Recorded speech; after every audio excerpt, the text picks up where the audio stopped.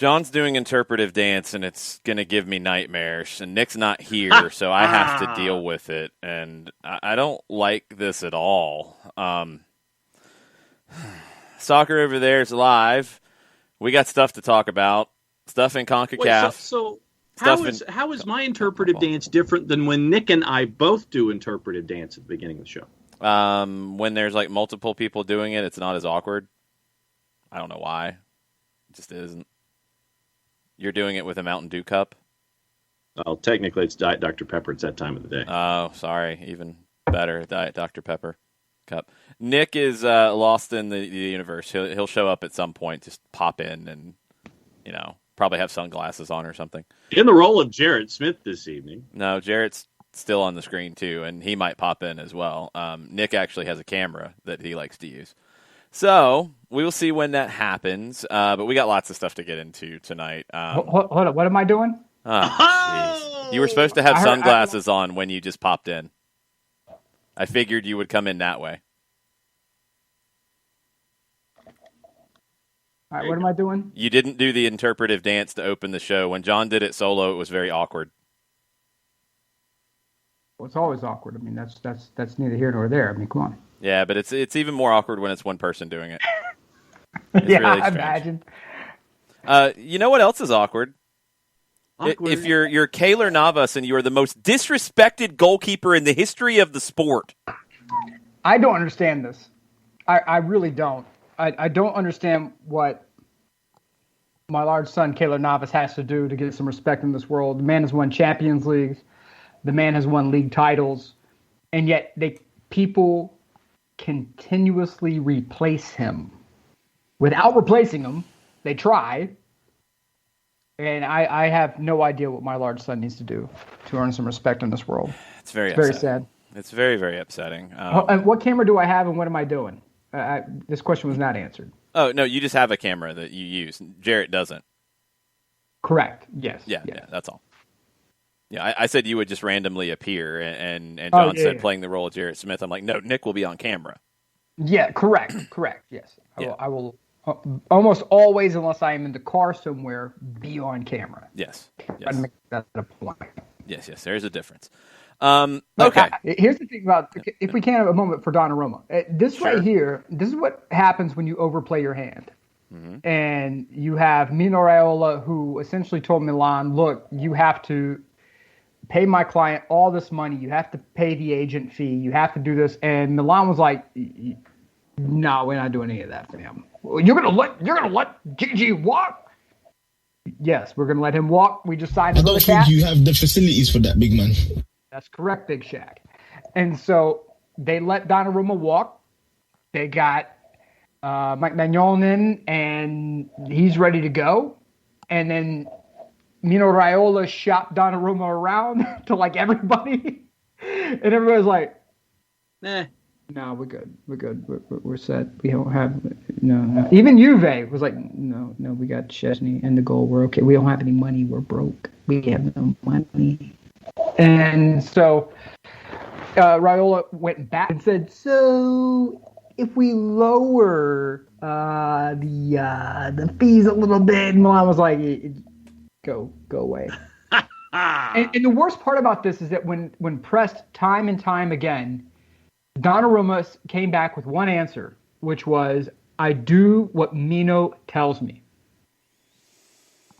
And essentially trying to position Mino Raiola as the bad guy. So inevitably when Milan was like, yes, please come back, the narrative, if you watch it play out, could have been Donnarumma demanded that he go back to his boyhood club. And he was so passionate that we were finally able, and Milan wasn't having it. And I salute Paolo Maldini for letting a superior keeper walk for absolutely ridiculous wages. It made no sense financially. It made no sense at all. Let him walk. And I wish that kid the best, but he's Donnarumma from now on. He's Donnarumma. When the Ultras threw money at him, they threw monopoly money at him. It's over. That kid, and a bunch of people have said it. A bunch of Milan legends have said it. Even Zlatan said it. He said this kid could have been the next Mr. Maldini. He could have been the next Baresi. He could have been the next hero for Milan. And instead, he's a bum who walked over money. A bum. And look, man, get your money. I'm not mad at you, but half of the issue is Raiola's agent fees being so ridiculous. We're talking like north of like 16 million. Yeah. I'm sorry. That's absurd. And no agent fee is worth that. And the kid made a really dumb decision. So, whatever. Best to him. There were reports that he wanted 20 million euro as agent commission in the deal. Yeah, stupid. There's no player. I'm sorry. Maybe Mbappe might be the only one who I'd be like, yeah, we can eat that. We can eat that money. That's fine. Outside of that, no, I don't care. He went to Barcelona and asked for that. Right. Like, with what money is Barcelona going to pay you? With what money? Dude, come on, man. Get out of here with that. Exactly. Every person hit him with the Big Shack. Every person they went to except PSG hit him with the Big Shack. PSG's like, whatever, sure. Okay, sure. We have money. Hey, guys, hold up. How much were you getting ready to chuck into the furnace? Yeah. How many you need? 20 mil? 20 mil? Yeah. Pull 20 mil back. Whatever. Pull 20 mil back. Yeah, the temperature in here can drop to 74 degrees. All right, yeah. It's ridiculous. So, I mean, good look. I'm glad that this is settled now before the Euros, though, so Gigi's mind is clear. So I really hope that, that Gigi has no issues hanging over his head as we go into the tournament because, you got to represent and handle your business. But really terrible timing from Raiola. Really terrible timing. It's all about Mino. All about Mino, baby. Always. I mean, look, get your money. You only have this is a one-round trip, as far as we know. It's a one-round trip. Get your money, stack your paper, create generational wealth. Good for you. However, don't expect love and adoration from anyone when you are brain warping a kid into saying I only do what Mino tells me. That means you're a pansy, my man. And if this were not a show that went out to other outlets and distributed and whatnots, and my son may not be listening, I would probably use harsher language. But look, I'm sorry, you're a bum. I don't care how good you are. When your only response is, I know, tells me, hey, I have only a short window to be an elite keeper. I want, I get the Milan's in Champions League, but I have visions of playing at clubs outside of Italy. I want to get as much money as I can in the process. I would have been like, dude, good for you. I hate it, but, whatever. But I do what Mino tells me is like the most clownish response. It really is.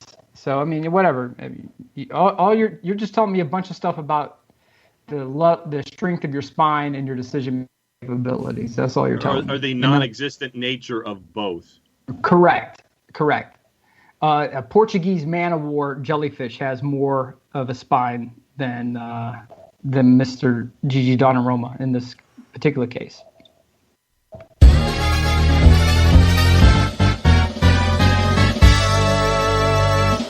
Question from Will. But Nick, why does Italy wear blue?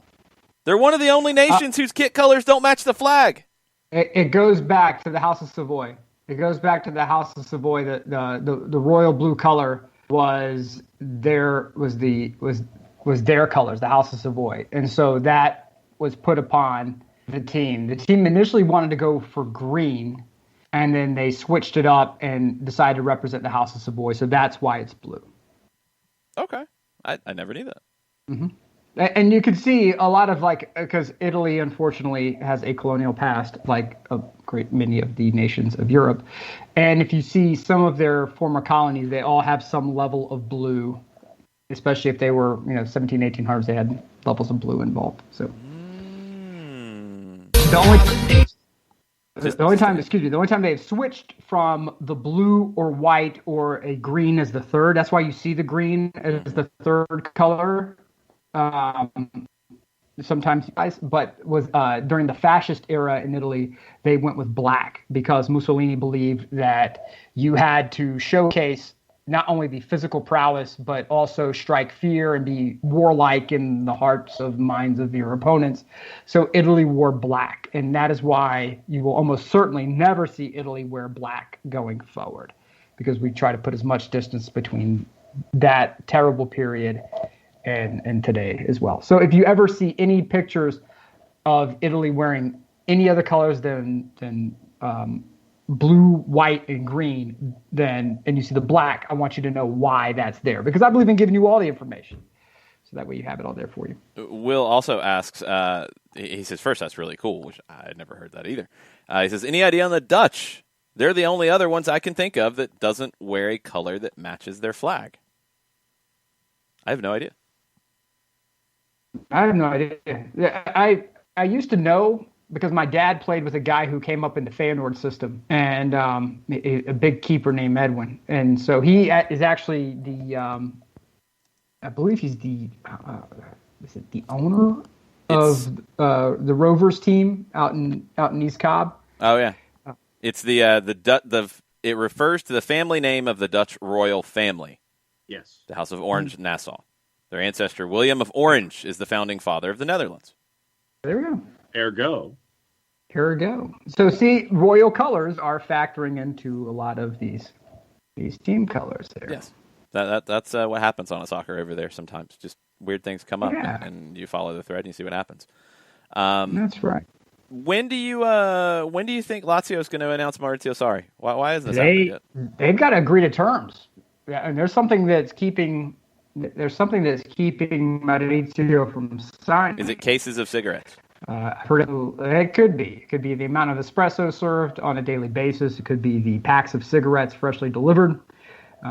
It could be, I heard from, airdrop from North Carolina, right in front of them. It could be, joking aside, money. It could be level of control. It also could be Spurs. The Spurs job still open. I'm sure that Maurizio would like another shot at England instead of signing for a team in Italy and having the appearance that he ran back home. He wants to have that shot. And the time that he had with Chelsea still doesn't sit well with him. The time that he had with Juve can be explained, right? Juve twice now has tried an experimental approach, pulled the plug immediately on both. Now, for whatever reasons, you want to add underneath, whether it's star player didn't like the style or, it wasn't as pragmatic as they wanted, whatever. However, I think Maurizio still feels like he has unfinished business abroad, and that is playing into it. And also, if I'm his agent, I'm going to be telling him, Maurizio, we're probably going to sign with Lazio, but I want to make sure that you get the most contract value as humanly possible. So we're going to play the Spurs against Lazio to try to maximize that contract. So I imagine that would be the reasons why Maurizio has not signed yet. According to Football Italia, he also reportedly wants Lazio to request Ruben Loftus-Cheek on loan from Chelsea.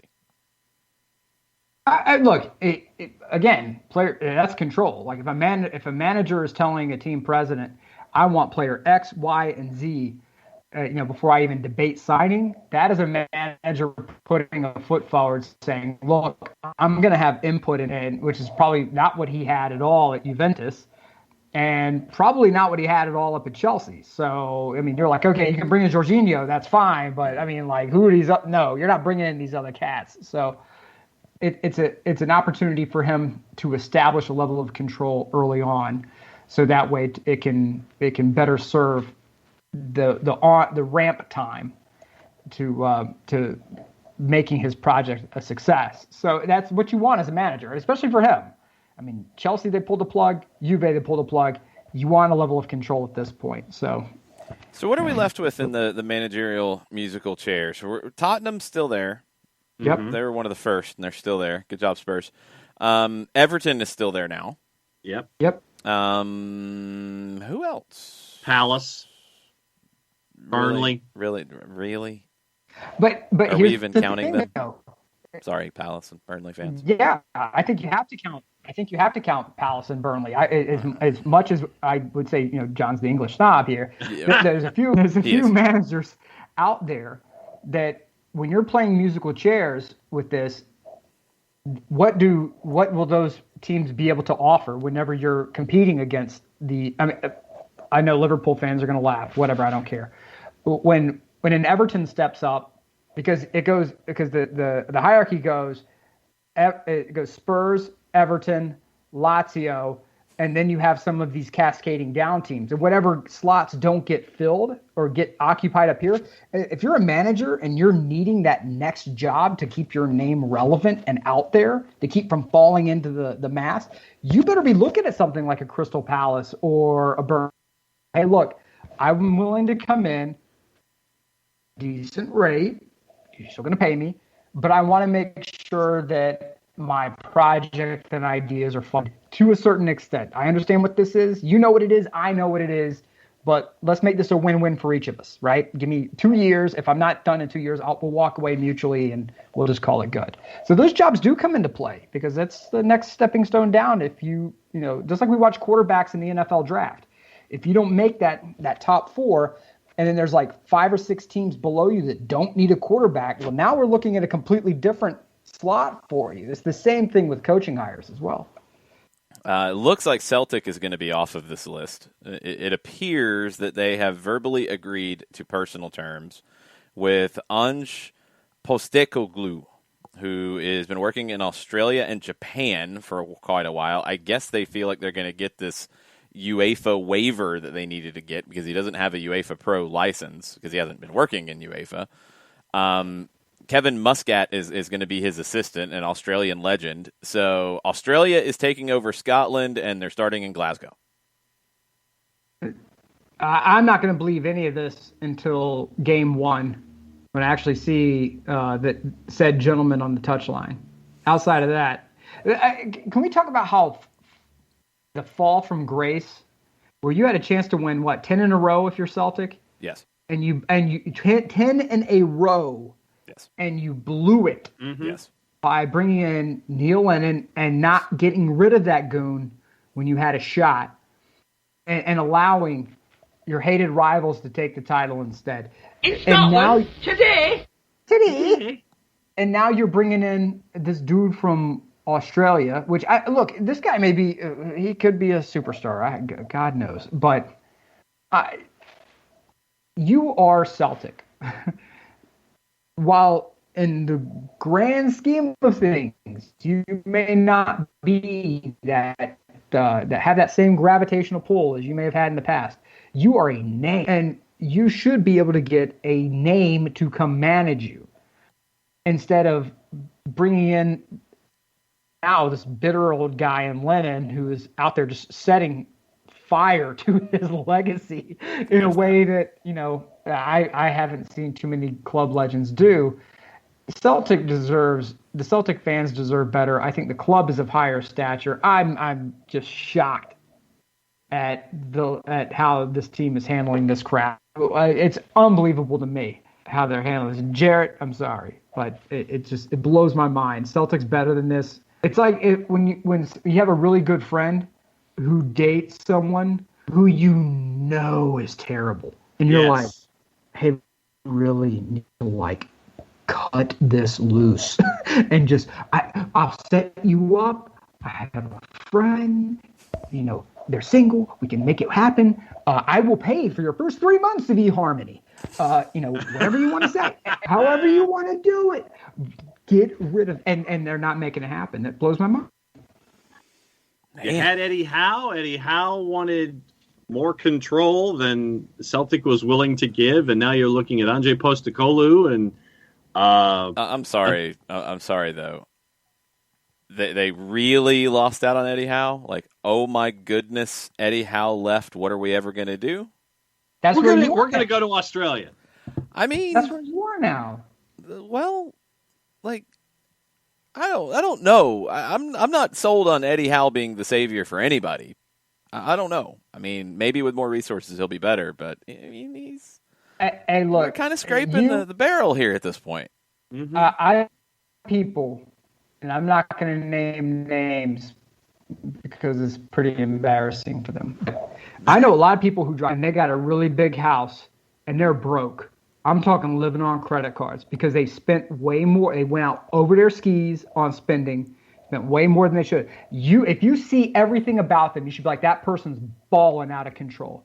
And then when you talk to him for 5 minutes over beers, you realize that dude is broke. Nothing. Yeah, he's the one who kind of who does like the stretch when the bill's coming or when you know the bill's coming. He'll do the stretch and he's like, "I'll be right back. I got to go to the bathroom." Like we're not talking about eating out any nice. We're talking about hey, look, man, I'm gonna I'm good. I ate earlier, because they're flat broke, and it doesn't everything that surrounds them, the facade says you should be balling out of control, but the reality is far different. It's the same thing with Celtic. Everything with Celtic says you should be a balling club. You should be in Champions League. You should be, competing against, not just, you're playing against Milan this week. Congratulations.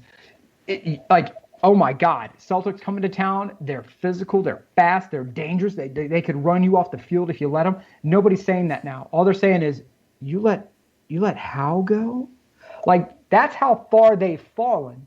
No matter what the facade is, everything else is with them is just, it's broken. And the fans the supporters for Celtic deserve so much better than this, than the lobotomized gerbils who are on their board right now. Blows my mind. Okay, wow. It's stupid because you have resources. Don't pretend like you don't have resources. You were the man, and you absolutely just flushed it in record time. Right. Man. Okay. Will says Celtic should be at Ajax level. Yeah, I'll buy that. Yeah, sure. Because they have ability to source talent. They have ability. They do have money out of the two clubs in Scotland that have money. They have money, and what they're gonna do is they're going to say, oh, COVID this and COVID that, and our budget is look, congratulations and welcome to the rest of the world. Everybody's damn budgets have blown up. Nobody was able to get fans in the stadium. Everybody took massive shortfalls here. That doesn't cover up for piss poor decision making. Right? That doesn't. Yeah. I mean, it's there. And I know that normally we talk about all the other leagues, and this is Jarrett's domain. I'm not trying to take any sort of thunder from Jarrett, but when we were on the DM threads, as Celtic was pissing away 10 in a row, to watch Jarrett's responses to this. It was an exercise. It was like watching a Lars von Trier movie. It was just an exercise of digital depression. Watching oh my God, they're gonna lose against this team. What? They're playing Motherwell. They're losing to Motherwell. What in God's name is they're getting smashed by Hearts. What in God's name is happening now? It wasn't Hearts this time. Yeah, it wasn't Hearts this time. Yeah. But the equivalent. Yeah, the equivalent of. And so it's all right, you have allowed yourself to fall so far without any attempt to stop yourself. And here's where you are. You're hiring a manager from Australia. Good luck. Wish you the best. Rangers will show no mercy. Or should they? No. Or should they? No. It is a historic day in the world of soccer. Oh. It is a historic day for a very special national team. It is a historic day that since the first time they joined FIFA, they scored 5 goals in a game. Ooh. The Faroe Islands have set a record for their biggest win ever, 5-1 over Liechtenstein. Watched it. The patron saint of lost causes. I am the St. Jude of soccer down here, brother. Telling you. Okay, how was it, John? Dominating. Thanks for that assessment. Okay. Yep, about right. There's Stevie Jacobson. He is a volunteer firefighter by trade, and he scored another one. Pretty close. I mean, it was, yeah. I mean, it was. But get this. I mean, going in, and this I didn't know, and I think this speaks more to Liechtenstein than it does the Faroe Islands. Mm-hmm. And by the way, their scarves are $32 a piece. Liechtenstein or Faroe Islands national team scarves are $32 a piece. I mean, half of that shipping, right? Yeah, and then you got to get it shipped. You have to hand it to Sven, right? And it's like the Secret Life of Walter Mitty. You have to have a helicopter pilot who's probably like 3 sheets to the wind, scarf from the helicopter to Sven. Sven has to row it to the next port of call for about 4.5 hours. Yeah. And then hands it off to Yummel, and Yummel goes on like a caribou to the next stop. Yeah. I mean, it's so bargain. Yeah, I know, really. Considering the shipping cost. Wrapped in whale meat, Yeah, and that's probably why it costs so damn much. But I mean, it is like you literally have to like row forever to either get it to the Norwegian shoreline or to the Scottish shore. I mean, this is a haul and a half, man. Oh, I'll take the Norway side over the paddling down to Scotland. You're talking about some North Sea? You're talking about the North Sea and all that? No.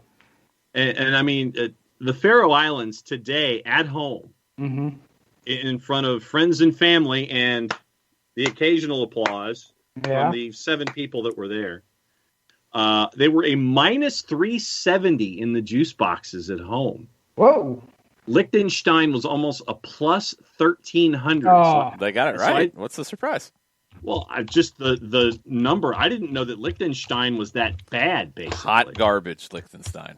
It's a known fact. What's the square? What's the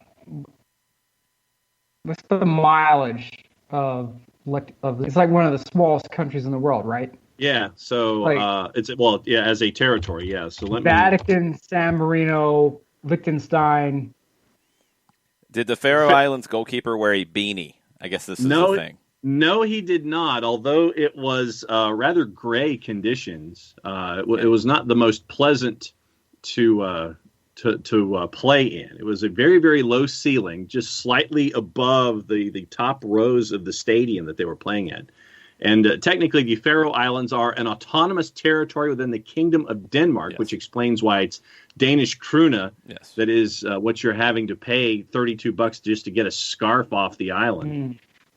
But 200 miles northwest of Scotland, halfway between Norway and Iceland. So that's what we're talking about here.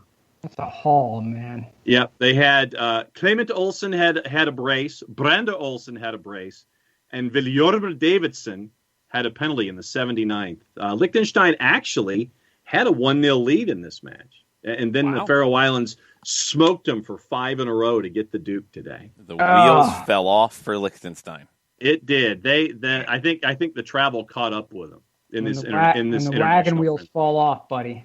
Yeah, when the wagon wheels fall off for Liechtenstein, anything is possible. And the Faroe Islands put a 5 spot on Liechtenstein today. That's why you got to keep the sheep shear sharp.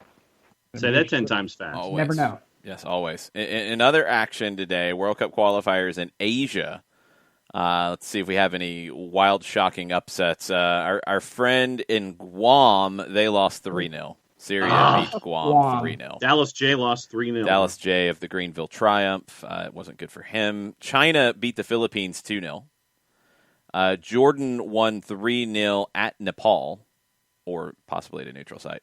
Australia beat Chinese Taipei 5-1. Iraq beat Cambodia 4-1. Ali Adnan of the Vancouver Whitecaps had a goal in that one. Go for it, Iraq. Iran beat Bahrain 3-0. Uzbekistan beat Singapore 5-0. That's a beatdown. Yeah. India beat Bangladesh 2-0. I think that was a pretty big win for India. Qatar, who doesn't have to qualify, but they're playing games, so they have some competition going into the World Cup that they're hosting somehow. They beat Oman 1-0. Let's see. Japan beat Tajikistan 4-1. Vietnam beat Indonesia 4-0. And the United Arab Emirates beat Thailand 3-1.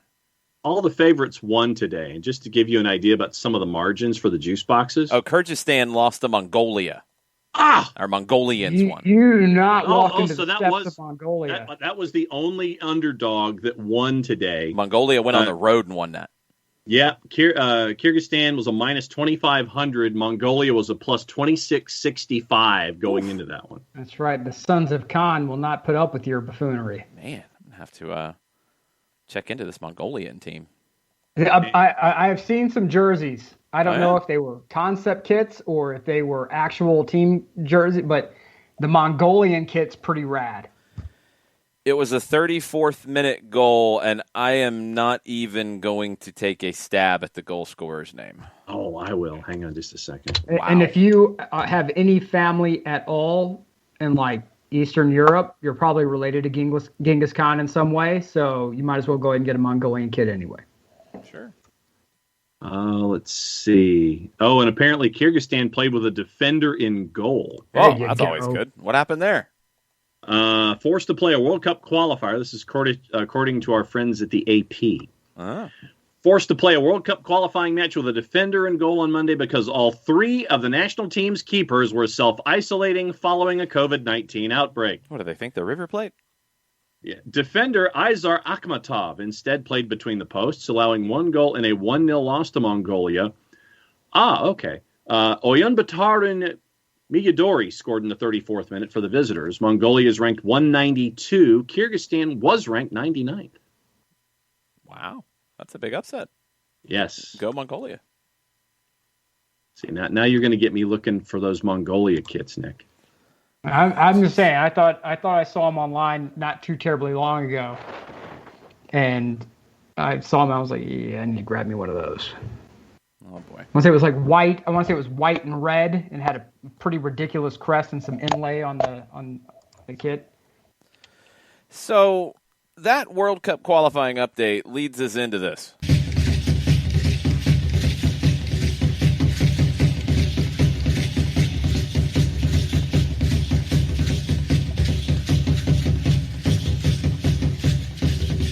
It is time for the Concacaf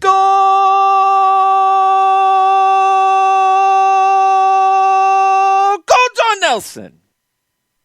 See, now, of course, you completely and totally shock me with this. That's why I tried to do it in that way.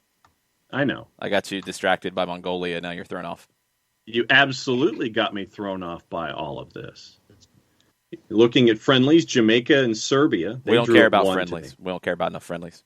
Don't care about no friendlies? No, you had a Nations League final last night that erupted into sheer and utter Thunderdome. Yes, and then you've got more Thunderdome and World Cup qualifiers tomorrow. We don't care about no friendlies. Yeah, which is true. So, Nick, we have yet to hear your perspective on the Thunderdome that happened last night in Denver as a part of Concacaf. All right. I know what much more I can say as opposed to what anybody else has said. Good for the U.S. They won. Should have. You had a lot of talent on that field. Probably one of the most talented U.S. teams I think that's ever been fielded in general. The fans, to me, are the story of the game, top to bottom.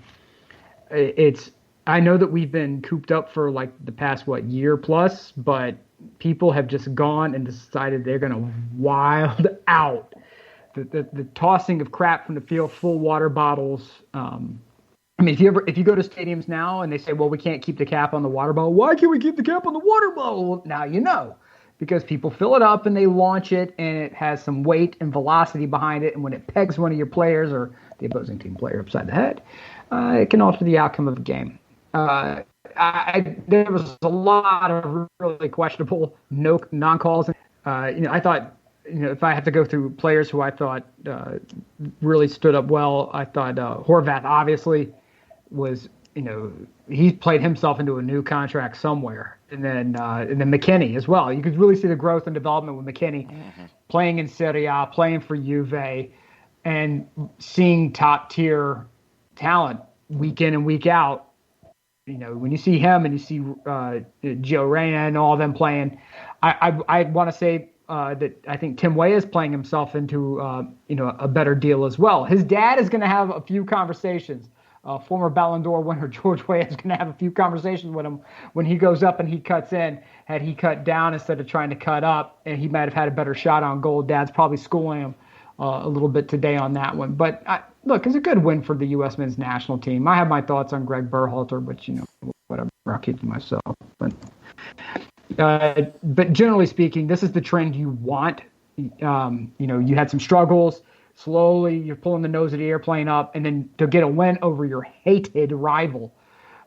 This is a win that can catapult you to bigger and better things. This is a win you have to have as a team. And if it had been a draw, you're on the knife's edge. But I think with the win, you're catapulting yourself to bigger and better things. So good for them. All right, so you mentioned Thunderdome tomorrow, but we're not going to do Thunderdome and CONCACAF, Jason, for the entirety of the day, because there's one match that's an outlier that starts before most of the fun, where you have the group stage of the 6 groups, and 5 of them have deciders, thus the decision to do Thunderdome tomorrow. Yes, Thunderdome is tomorrow. CONCACAF Thunderdome. It will be at 8 o'clock here on Twitch, where we will do a watch along for all of the the CONCACAF World Cup qualifiers. We'll keep an eye on what's going on in South America, too, because we have to. Colombia and Argentina, Paraguay and Brazil, Chile and Bolivia. But it gets bonkers with the games in CONCACAF because there's 5 games that decide teams that go into the playoffs. One of them is at 5 o'clock before we get started, but the other 4 will be going at 8 or 9 o'clock, and we'll be jumping into those CONCADOME. That is right, Coco. Hashtag CONCADOME. Very nice. But let's run through it. And the way that the scheduling has worked itself in these groups is that the ones that are the deciders are the ones that are going to be a part of CONCADOME. Group A, and while we're doing this, I want to give shouts out to the teams that were a part of the groups, but that gave the old college try. And, I will probably end up getting most of their kits at some point just because I like how they are. But El Salvador and Antigua and Barbuda, they are in the top of Group A. They're going against each other. Antigua and Barbuda, same number of points. They both have 7 points going into this match. But El Salvador's goal difference is +9 right now. Antigua and Barbuda is at +4. So realistically, you're looking at Antigua and Barbuda having to win this one to jump El Salvador to win Group A. It's really simple. No. They have to win. El Salvador goes through with a draw, like a win or a draw. That's it. It's very, very simple because it's the last game of the group. So the team that's in second, the team that doesn't have the goal differential advantage, has to win. The other team can draw. Same with Group B with Suriname and Canada, both at 9 points. But once again, Canada's goal difference is at +22 as opposed to Suriname and their +15. Yeah, Suriname hasn't conceded a goal yet. I know. Crazy. Canada did concede 1. And the U.S. Virgin Islands did not score a goal in Group A. I'm not pouring one out for them. I'm sorry, not going to do it. Suriname... I think Nigel Hasselbank is one of the leading scorers in this area, and a player that is known in MLS, Kelvin Leerdam, has been playing right back for Suriname. They are big underdogs against Canada, I am assuming. Yeah, we'll look at juice boxes in a little bit if those numbers are actually posted. Group C could be interesting because Curacao and Guatemala both have goal differences of +14. But Curaçao's got more goals. They do. They're at 15-14. So once they've again, got the tiebreaker. That other tiebreaker. Yeah.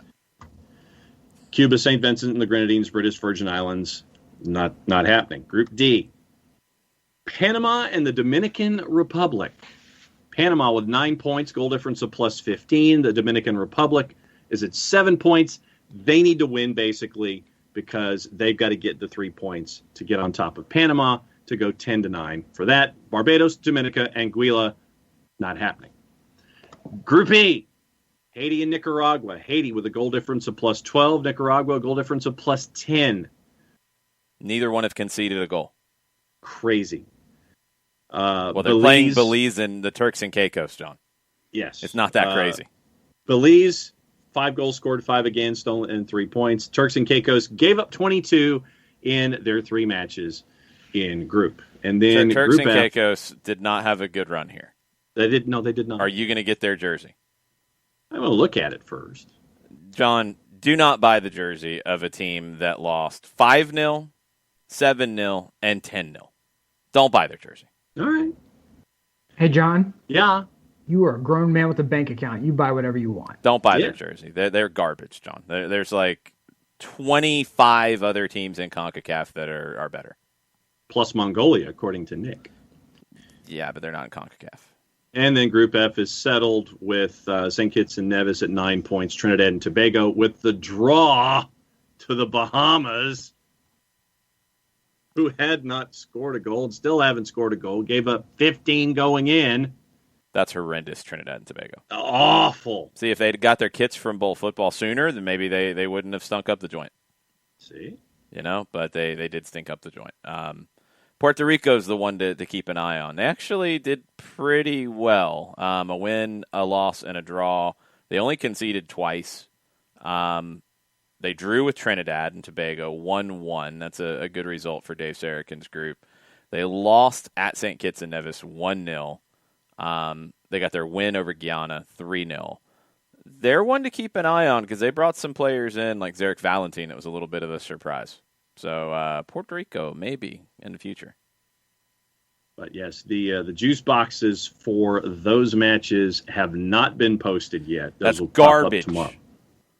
Yeah, we got the South American juice boxes for tomorrow, but we have nothing out of Central America or any Concadome stuff. When that does happen, probably tomorrow morning during the show, we'll talk about it then. YouTube, I cannot answer your question of what percentage of the Turks and Caicos team play professionally. I don't have the answers to that. I am looking at their lineup against Haiti in the 10-0 thrashing. At least one of them does, Billy Forbes, who is with the Miami FC. Has been a star in the USL for a number of years. Billy Forbes, 30 years old now. He's been a really good player that I thought maybe had an outside shot at moving up to MLS at some point, but looks like that's not going to happen.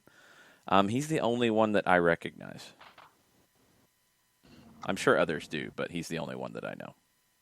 So, thusly, that is why Concadome is set for tomorrow, and it is going to be amazing watching, looking at all this stuff. It's probably going to be completely and utterly ridiculous.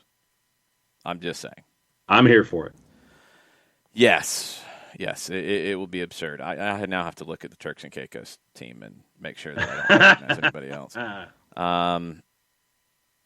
They have one player who plays at Hardin-Simmons University in Abilene, Texas. D2? Yes, and they have Billy Forbes, and that's it. Everybody else plays for a football club in the Turks and Caicos First Division AFC Academy. Oh, no, there's one who plays for, I guess, their rival, the SWA Sharks. Trying to see if I recognize anybody off of Anguilla. Oh, no, we got one more. No, I think there's another pro. Goalkeeper, Corin Brooks Mead. He's 33, plays in Cyprus. Okay, so we got 3. Okay, I don't think Anguilla has any. Well, that you know. I mean, they might have pros, but that yes. you know of. Yeah, none that I'm aware of that are active here in the North American sector. Yes, Billy Forbes is the all-time leading goal scorer in Turks and Caicos history. Wow, in the 13-0 win for Panama over Anguilla, they had 9 different goal scorers. Gabriel Torres had 4 of them. Jeez. By his lonesome. Well, he's Gabby Torres. He's not quite Gabby Goal, but he's close. 2 penalties, 2 during the run of play, and 4 of the 13 go to Gabby Torres in that match against Anguilla. Will is singing songs from Texas now because of Hardin-Simmons University. Understood. I get that. Yes, Bernd. Puerto Rico is its own country for FIFA purposes. FIFA will allow that stuff where you've got territories that are FIFA members. Some that aren't. And CONCACAF's weird because the Gold Cup will have some of those non-FIFA members that are in the Gold Cup. Like Martinique and Guadeloupe, I believe. Neither one are actual FIFA members, but they're CONCACAF members because CONCACAF's crazy. If the check clears, they'll take you. Like Dominica? No, I think Dominica is a full FIFA member. I think it's just the two that I mentioned. But there's other territories that are FIFA members. It's two different conversations. Like, technically, the Faroe Islands, for example. They're the autonomous, whatever we want to call it, of Denmark. All right, we're an autonomous collective. Yes. Of Denmark. Yes. The Danes are like, we're not going to take the Faroe Islands players. They can be their own team. It's okay. They can do their own thing. They're fine. They can have their fun. So, yes. So you have those offshoots. And then J-Dub brings up Wales, and that's a whole other topic. The wow. United Kingdom, because they invented the game, of course, and they'll tell you many times, that they got all 4 of their members in. Instead of having the UK, it's England, it's Scotland, it's Wales, it's Northern Ireland. They all get their own FIFA membership. Jam and Dave. That team, if didn't they do it? They've only done it like one time, right? For the Olympics, yes. Yeah, and they left David Beckham off after he went and lobbied the IOC to bring the Olympics to London, and then he got so mad he almost fought with the San Jose Earthquakes mascot. Hey, if you haven't seen that sequence, please tell me you've seen this, Nick. It's been a while. It's one of the most epic things ever in MLS history. Because it was the day that the UK announced their team, or Team GB is what it was. They announced Team GB, and everybody's like, Beckham's going to be part of this. I mean, he went and he lobbied the IOC. No, they didn't pick him. So then they play San Jose that night, and he's just furious. Absolutely furious. And a San Jose player takes a dive, and he's rolling around in the 18. Beckham's waiting to take the throw. He gets mad, punts the ball, nails the guy. Perfect aim. Nails the guy on the ground. The guy gets up like, what? And everybody goes running over. Beckham wants to fight everybody. That's at the end of the game. Then, after the final whistle, the mascot comes out. He wants to fight the mascot. He wants to fight anybody who'll get near him. It's amazing. I will be selected for my team. I love you, friends. I'll fight all of you. Well, and then the mascot, didn't the mascot have the Sports Center is next sign that he was carrying, and he had right behind Beckham? Yes. During all of that stuff? People are requesting this. Give me 1 minute, and this will happen on the Twitch pitch. So, Nick, you need to dial up the Twitch pitch if you've not seen this, because hold on. Let me it see is epic. If I can do it. It's the Cali Classico from 2012. Okay, I think I can do this. Give me 1 second, because it's worth it. The ad is going to pop up here. Probably. He's getting after David Bingham. Un momento, por favor. Okay. Let's see how much damage this does. David Beckham, he got up on the wrong side of the bed Saturday because Saturday night, Earthquakes, Galaxy, and stoppage time. It pops up now. David Beckham, he got up on the wrong side of the bed Saturday because Saturday night, Earthquakes, Galaxy, and stoppage time. Galaxy down a goal. Beckham, ball comes flying in and hits Sam Cronin as he's down. What was that? Not good acting from Sam Cronin, because he gets up wanting to fight after acting like he was hurt. I don't know what happened to get him going, but Beckham right there. That's a perfect punt. He does. Accuracy. Right at Cronin. Beckham's the one with the yellow. Because that goes right into the old Pepsi commercial when he's kicking it on the beach and he gets it into the garbage cans. He's really struggling. Only a yellow card. On his emotions. It gets better. Weeks of his career, perhaps. He's telling the mascot to get out of there. They had to hustle the mascot. There's Q. Sports Center is next. My mustache. You won't come at me like that. Look Always want to wear his heart on his sleeve, David What's Beckham. the blue thing? I'll fight the blue thing as well. Be available in Chicago next week. That's when he had the Zorro mustache with the little the Tony Stark thing happening. That's when he was evil David Beckham for a little while, yes. Oh, he was. That's amazing. He was angry. He deserved to be angry. But then Q coming from behind with the sign, Sports Center is next. J-Dub, the huevos on that purple fur thing. Good for him. That They hustled the You know- mascot out of there really fast because they thought the mascot was about to get popped. Hey, I have told the story that my buddy from Manchester relayed to me about Beckham and why he is not the dude to mess with. No. Like some dude had, and for those who have not heard this before, a buddy of mine, dear friend of mine from Manchester, All allegedly, by the way. allegedly, he was at the same pub that some of the United players frequented after home games. And a gentleman had been harassing Beckham the whole time they were there. And the players were doing their best to like kind of ignore him and move on. And Beckham apparently went to the water closet, and on the way out, the guy was waiting for him. Oh no. Which is like no number. Like if you are waiting for me outside of a bathroom, you're just telling me you want to fight, and we can just do it. That's fine. But Beckham apparently, as scrawny as he may look, is nothing but like lean muscle mass. Mm-hmm.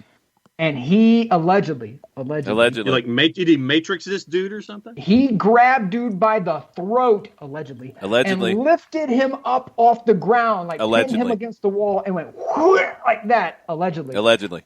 Yeah, and like went off on him, had some choice words, allegedly. And then some dudes kind of ushered him along, allegedly. And so, yeah, it's still one of the best like Beckham stories, which is why like people are like, if you ever met David, would you do the David Beckham voice to his face? I'm like, hell no. I'm like, oh, sir, it is very pleasant to meet you today. Look, I was in the Marines for long enough. I can fight anybody, but I'm not fighting a man with money because even if I beat him up, he's still gonna win. Yeah. Call the lawyers. Yeah. No, sir. Yeah. Very nice to meet you, Mr. Beckham. Yes. Longtime fan. Pleasure. Yes. Pleasure was mine. Pleasure was all mine, sir. I wish you the best. Live long and prosper. Yeah. He wanted to fight a mascot when he was having a bad day. I'm not messing with the guy. Mm-mm. On his inaugural season at MLS, my ex-wife's aunt was the county commissioner of Plano, Texas. And so we would get tickets to go to what is now Toyota. Oh, is it still Toyota Field? Yeah. Which one? FC Dallas. It is. No, what is it now? Whatever it is. I can't remember. So we would get box seats to go watch the games, because they knew I was a soccer nut. And they're like, all right, we're going to, keep this kid quiet for a while and shut him up and stick him in a box. And I would sit there, and when the Galaxy came to town, Beckham was there, and Beckham got a Dallas player red carded because he had been baiting him the whole game. And finally, he knows the dark arts.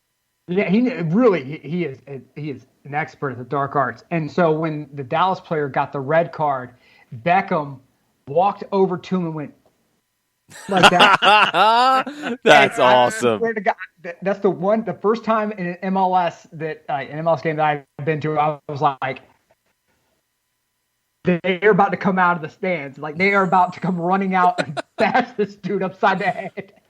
So I'm just saying. Yes, J-Dub, we are saying that Miami needs to somehow get to the Champions League if they could follow the league rules, because Beckham might fight a opposing club president. It could happen. Could happen. I'd put money on Beckham. He's wiry, man. You know that guy, he has reach. He has cardio. Yeah. He would love it if Miami gets into the Champions League and they have to go play a game away in Guatemala or something. He would be one of the first ones there. Can you imagine Miami at the Azteca? Oh. And some dude gets spicy with David. Oh. And then all of a sudden, like, he drops his like $15,000 Rolex. Like, He does the Ric Flair, like, I got 15 of these. Like, throws it. And then, like, he's got, like, the reach, so he's, like, doing, like, the Muay Thai stance. No. Oh, yeah. He's probably got some kind of stance that he's worked on with a personal trainer that, he's got moves you don't know about. You got to put the Stan Bush music on. Fight to survive! Kunte. And, like, Beckham, like, whack, whack. I want none of that smoke. No thanks. Blood sport. I want you to be nice until it's time to not be nice. Right.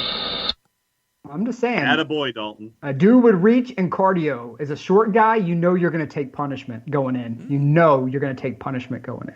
He is not married to Fighty Spice Ragamuffin. He's married to Posh. She's not fighting anybody. A strong wind That's right. might blow her over, but I'm just saying. I've got 15 of these $14,000 Rolex watches. And then he beats the brakes off. You get your face caved in by a dude who talks like a Muppet. Well, and he does it with the watch. He starts with the watch. That's right. No, that's the finishing move. He's already beating you up with his fists. Do you know what time it is? Yes. Paint your face in with a Rolex. That's what happens at the end. Not worth it. Got the Rolex tattoo right there on the forehead. You got the crown. You got the crown right there. Nope. None of that smoke. Beckham's gonna go on a revenge tour with Inter Miami now. I hope he does. He's gonna know where you sit, and when Inter Miami comes to the Benz and wins, he's gonna be pointing up there at you. Here's the difference. I know you, Nick Leafy. I know what you've been talking behind my back. I heard the voice that you've been saying on your little show. And that's the thing. Look, you don't get this ugly by accident. All right? I know how to take a few. I'm just saying. I know how to take it. I got mauled by a dog when I was like 4 years old. I go through the Marine. Man, I'm telling you, we can go. I may not win, but you're going to know you've been in a fight, Mr. Beckham. That's all I'm saying.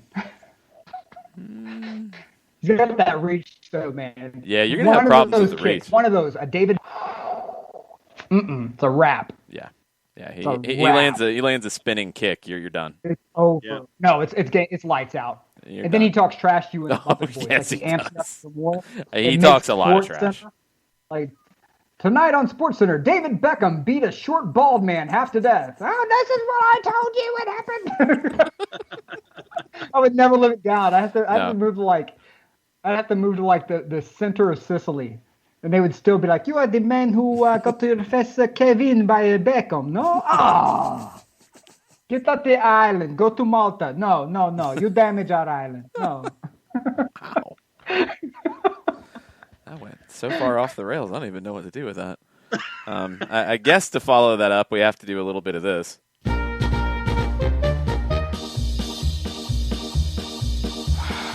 Rumor.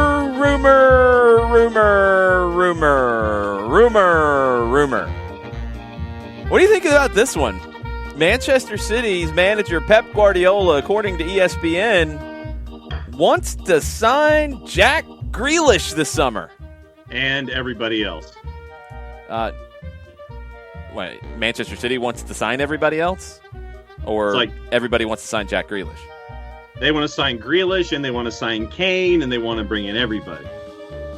Why are you hating on Manchester City? I'm not hating on Manchester City. It's just what's out there in the papers. That they want Grealish, they want Kane, they want everybody. They want firepower. They have mucha plata, John. This is what happens, they do. right? That is accurate. You're buying into the smoke.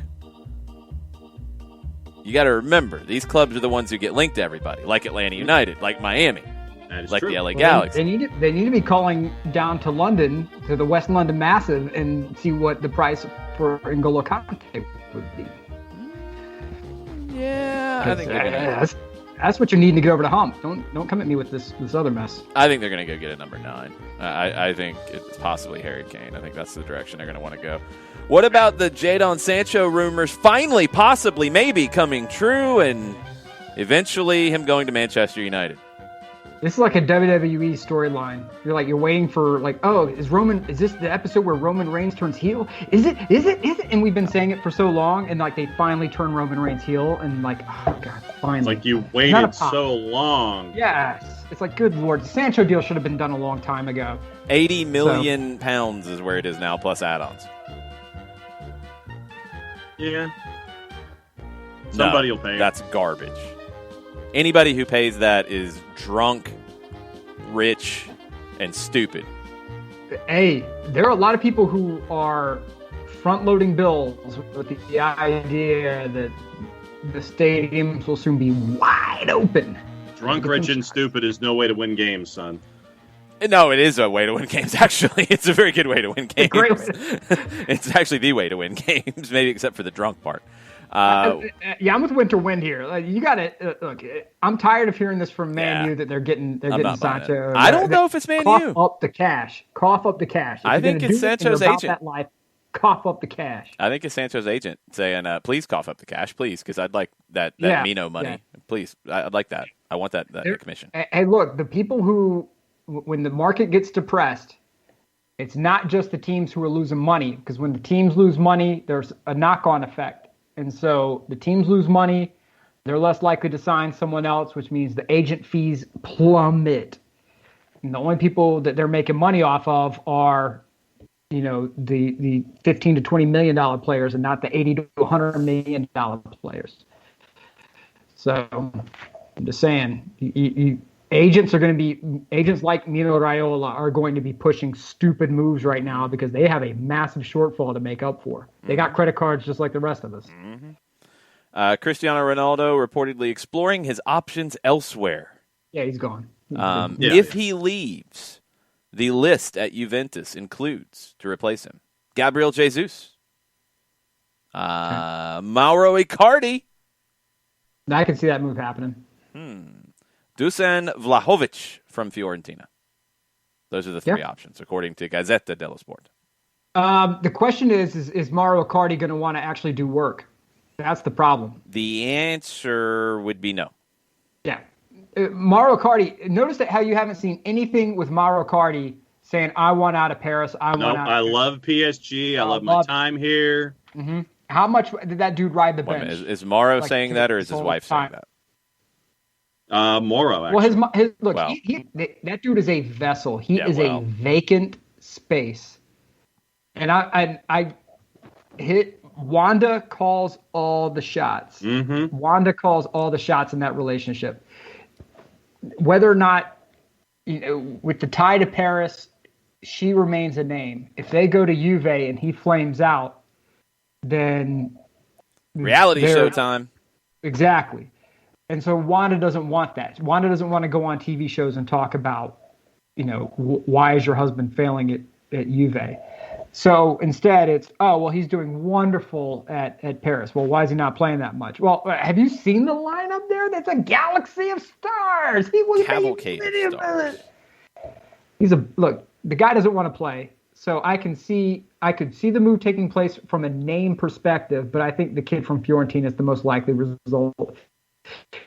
Low price, but it's going to be if Camiso and Gattuso are willing to part with him. So that's another thing that's going to factor in with this, because Gattuso may be like, I'm not giving Juve nothing.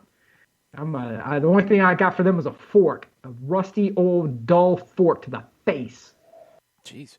Rumor out of Bild in Germany, Borussia Mönchengladbach have concrete interest in Josh Sargent. Well, somebody got to pay. Somebody got to get the kid on the field and let him play. Well, and trying to get him at a discount since Werder Bremen was relegated. Right. 7 to 8 million euro. Okay. I have no problems with it. I've got nothing bad to say about that move. If you can get the deal done, get it done. I wouldn't try to hold out for much more. I would just get in there, because you need playing time for Josh Sargent. Yes. Yeah. And need playing time for someone who can compete. And I think that if you're you have to balance that with a potential commission. You have to say, look, kid, you've got to get on the field, because the more you get on the field, the more likely you are to start. And, in international tournaments, because you play for the United States, they're out of all the national teams, you probably have a bit more cachet with them. So you'll probably still get a roster spot, but we want you starting on that team, and that means that we need to get you meaningful minutes at a club that's actually competing. So we're going to probably go a little bit less in valuation than we want in order to secure that deal. Just in time, according to reports, Leicester have agreed a £15 million transfer in principle for Odsonne Edouard from Celtic. What do you think, Jarrett? How much is Celtic going to make out of that? Welcome to hour number 2. I hope my large adult son is happy. Celtic's going to make like half of it. I want him to be happy. Celtic's going to take a loss on the deal, right? If the sell-on clause from PSG is to be believed, as reported, which it's French and Scottish news, God only knows what's true and what's not. That's accurate. And it's not a very big profit. I don't think there's any profit. Boy. Well, I hope Friends. he thrived under Brendan Rodgers, so hopefully he does well. Good job, Celtic. They're knuckleheads. They really are. Good job. It's like somebody decided, hey, look, we're gonna start huffing some industrial strength household cleansers, and just start making some really wild decisions up here. I mean, I want to call someone and say, look, can we get a rational adult in the room at Celtic to start making some of these decisions? Do they have rational people Well, let me tell you something. I was going to say, yeah. Let me tell you something about this. They're running into the same situation right now with the guy that you guys at AC Milan may or may not have been chasing in Christoph Ayer. What you have is a guy whose contract is going to run out sooner rather than later, and you are tasked now with either taking a minimal loss and or at best breaking even, or having him walk and taking a multi-million-dollar loss. That's some That's the difference between like the Ayer move and the Donnarumma move for Milan, where they let him walk without getting any sort of compensation. Both are less than ideal situations, but if you have a player that you have, transfer money tied up in and wage money tied up in, and you're not going to get a lot of that is certainly a choice. Decide to let a guy like that walk and get what you can out of him. I mean, there will be lots of takers for players like that now, though, where you're not going to get a massive transfer fee out of the deal, a lot of break-even deals, just so that way teams can end up on the plus side of things. It's going to be a lot of these transfers are going to be very interesting to see. Like, why is that guy going for that small amount? Well, a lot of it's going to be like what you're talking about, Jared, those break-even deals. Like, hey, look, guy's got like a year left. What are we going to do? And I do hate it for them to lose a guy like Ayer this way. I hope they'd sell him last year for more profit, because I think Ayer can be I think he can be a guy who you look at in 3 or 4 years and go, how the hell was he valued where he was? He's 6'5" center back who's really good with his feet and can do that thing we've talked about before in provoking the defense by just bombing forward if he needs to with the ball and kind of pulling a defense out of shape. Very big, very technically skilled, a lot fast, like fast enough to play outside back if you have to have it. He's really talented and he's really unique physically. I hate that he's going to go. It sounds like there was an agreement with Celtic and him that he would go, that they were going to let him, they were going to move him this summer and he wants to move on. Such is life. But hey, we got a coach, I guess. In theory, we had a coach. We had allegedly, so, I mean, possibly, don't have anything. Maybe. Do you have a coach? It sounds allegedly. like who is allegedly you have a coach allegedly who is allegedly going to play allegedly a more allegedly progressive alleged style. Allegedly, possibly, maybe, maybe. Anyway, how are you? Never mind. Your thoughts don't matter. No, it don't. They don't. We got an update out of Empower Field at Mile High. 5 people were arrested last night at the U.S.-Mexico game. 4 for trespassing, I'm assuming the people who ran on the field, and 1 for throwing projectiles. The person arrested for throwing an object on the field was identified through security footage as being responsible for injuring a U.S. player. That was Gio Reyna. Along with facing criminal charges, his patron will be banned from all future events at Empower Field at Mile High. Good job. What about the dude who pelted the Mexican player by accident? Good. That dude took one to the face. I guess they haven't the found U.S. him. players screaming, "Look at what you just did!" Yeah. Yeah. Screw that. Don't ban them from whatever Empower Field. Well, that's all the stadium. Sports Authority that's all the Field, stadium whatever the hell you call it. Don't ban them from there. Ban them from all games in the United States involving these teams. Well, that's a different announcement. Let's them follow this case. the right way here. This is the stadium making that announcement. That's all they can do. So, but see, this is where, but to Jared's point, no, I'm with it. But I don't want to pile on like right now, like, oh, nobody's doing anything. No, the stadium announced what they could control, and they've done their job so far. So that person's identified. Now, U.S. Soccer, Concacaf, or whoever. Yeah. Did we find out if the guy who bum rushed the CBS set like a guy at like a classic Wu-Tang show? Did that guy live?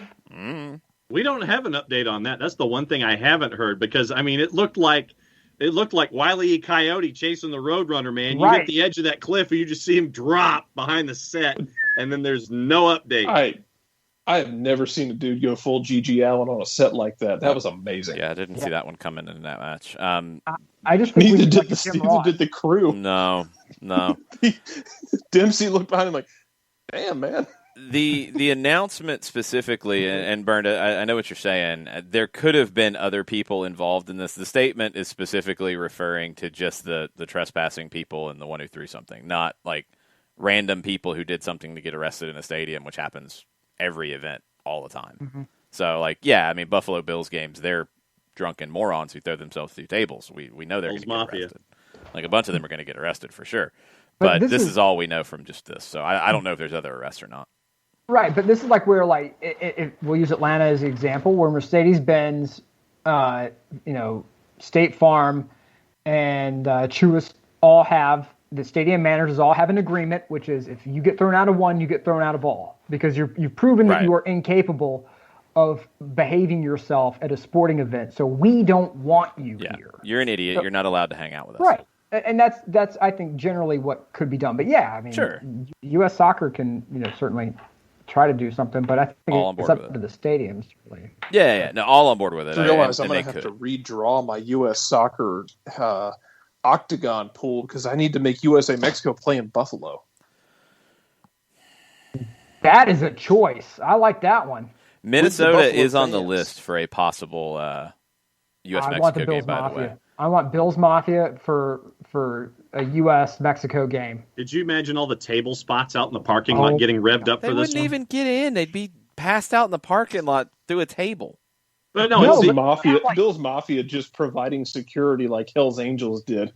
You would have a bunch of classic ECW fans, bunch of classic ECW fans, and a bunch of Lucha Underground fans, like doing major spots, like off of mobile homes, off of like scaffolding, cartwheel backflips through tables. It would be must-see TV. It would be soccer down here / over there on set. GoPro cameras, GoPro 360 set up in the middle where we'd have the largest in history at one hit, 360. So then you want that in November or January? Oh God, I think you got to go January. Well, I think it's already booked when that game's set up to be actually. Oh. Yeah, and I threw in my lot when I set my cold weather game from hell when I decided to make Honduras play the U.S. national team in my dream matchup in February at Soldier Field, counting on like lake effect snow. Oh, I would have said Green Bay maybe. Green Bay's too nice. I've got somebody else playing at Allianz Field in like late January. Nah, I need somebody with venom. I need somebody with venom. So I think Bart had I think he had Mexico or Costa Rica playing at Ford Madison Stadium in the winter in his dream setup. U.S. does host Honduras in January, which is crazy. U.S. hosts Mexico in November. There we go. That's where I had them playing in Soldier Field to punish Honduras for no damn reason. Sure, hey, Jarrett, you can get this one. Coco nailed it. Play USMNT against Mexico at LSU's Death Valley and tell the LSU students that the Mexican players are Bama fans. Talk about hostile. I came close to that, Nick. I set up when I did my dark off the board pick was I had Costa Rica playing in the Mercedes-Benz Superdome. Yeah. I want to lock Costa Rica's entire federation in the city of New Orleans for 3 days and just see what the hell happens. Oh my God. I love it. Give them the hotel in the French Quarter, which is within walking distance of the stadium in the first place. I mean, players stagger. Like, literally, worst case scenario for the U.S., literally worst case scenario is they behave themselves, but they show up and they can't run because they've eaten 18 pounds of beignets. Oh. That's the tamest possibility. Yes. Right. Yeah. That's literally like, man, this backfired on us. It really didn't, because they can't run because they're full of beignets and powdered sugar. 75% of the team now has diabetes. See, not even onset, then, full blown. And then you cater their game day breakfast from Mother's. Hey, you've got to give them like concrete guts. That's concrete guts. You're not walking. You're not even breaking a stride, like a waddle. That's it. That's all you're doing. It's like, this now Valley is a good the shot, midfielder though. who's waddling forward. A sneaky good pick, by the way, would be making somebody play at Neyland up in Knoxville. If you've ever been to a game there, yes. Just sending some poor Concacaf team to play a game at Neyland Stadium for no reason. Yeah. That's what, and this is what I want to know. U.S. soccer is missing the boat. They're like, hey, we're going to have it up in Columbus. No. You are missing the boat. Buffalo, Chicago, cities with venom and very cold temperatures. Philly. Right? Haven't played the Link. Oh, my God. Haven't played the Link. Good luck. I wish you got speed on that one. Neyland, that's fine. Bryant Denny, Death Valley. Make them do the SEC circuit. Make them do the SEC circuit. And you want to talk about Azteca being nuts. You go and you tell the LSU students, hey, look, you got a 6-hour lead time. It's U.S. versus Mexico. We're selling the joint out. Tickets are $2 a pop. Budweiser is Anheuser-Busch is coming in. They're putting beer trucks up for free. We're going all out.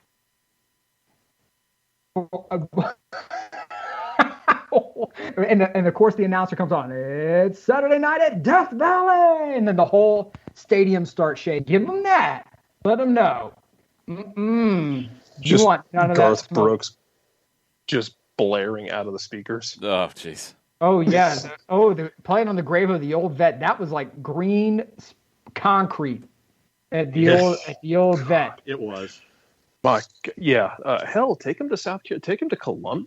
Have them play at the fairgrounds, Columbia. and then have them. What is it? God, what do they play as the team's coming out? They Columbia? play Sandstorm. Sandstorm. Yeah. Have them play Rude. Sandstorm as they're coming out. El Salvador having to come out to Sandstorm with 65,000 They would not be ready for that. And see, that's the problem. Georgia's never ready for that. That's also true. No.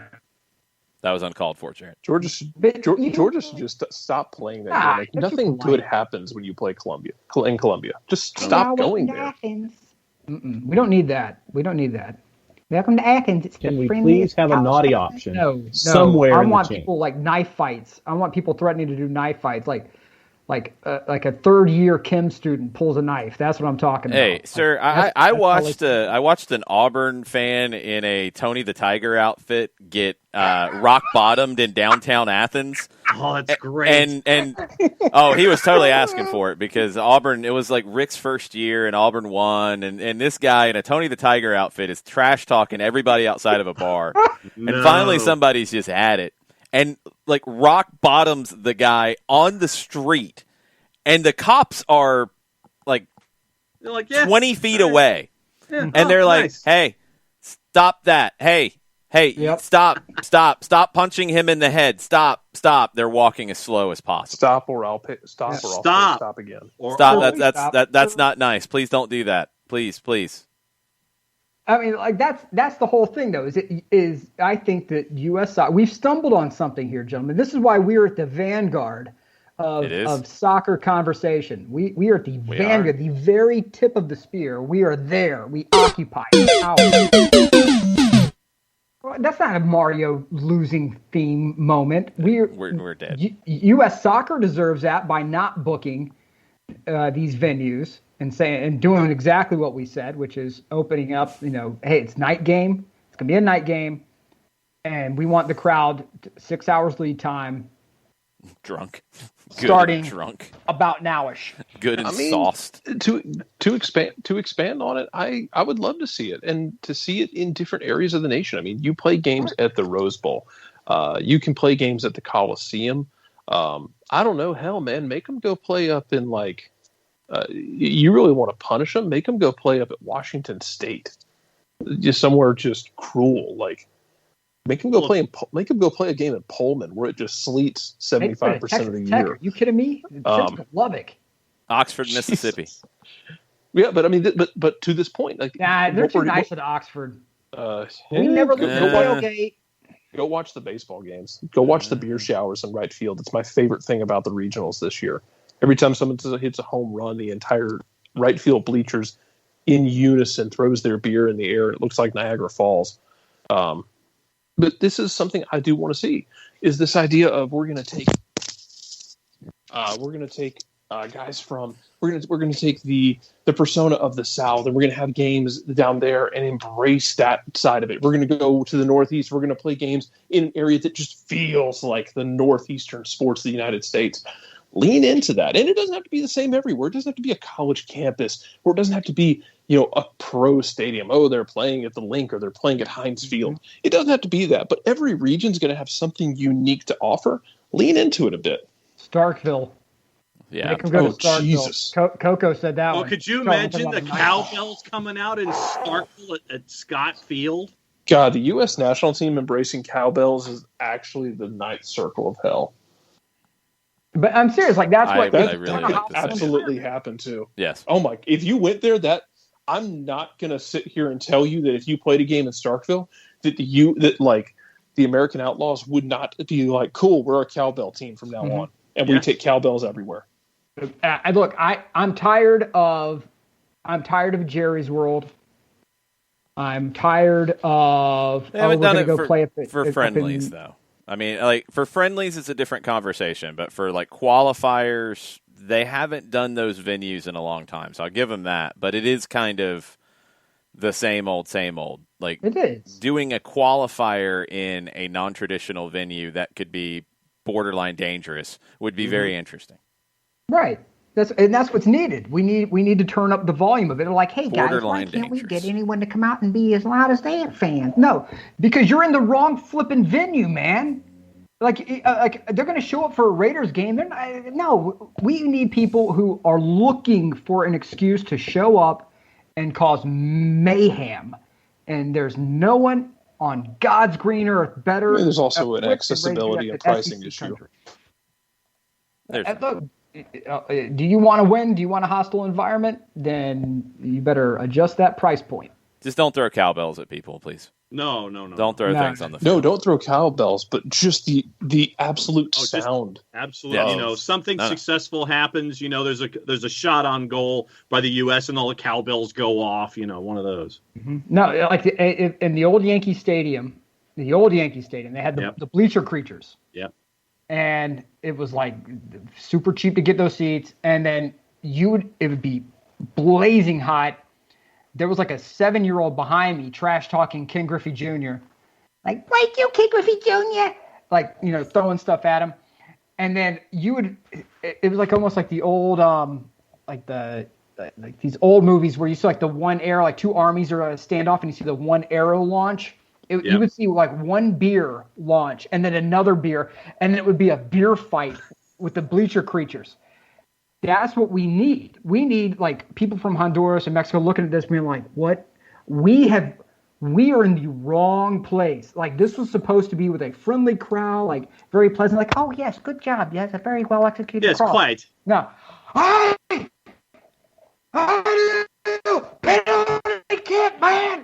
We need to turn up the volume. Turn up the volume. Nuclear levels. SEC countries ready for this. Katie says it's what Concacaf teams do. San Pedro Sula just because locals have the day off, make it a thing. U.S. Soccer, not a corporate event. Absolutely. Right.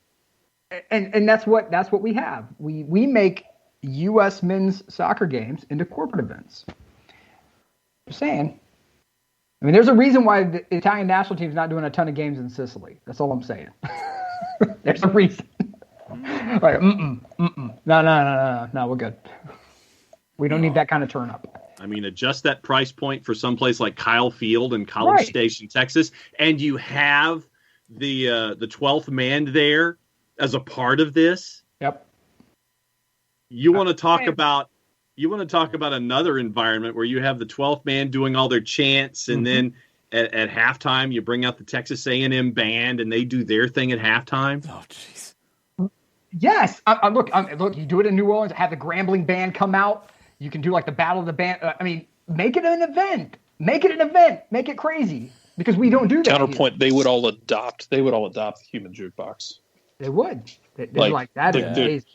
There are countries that if you brought the human jukebox out and said they're going to play halftime, there are countries in Concacaf that might be like, no, we're going to take them home. They're ours now.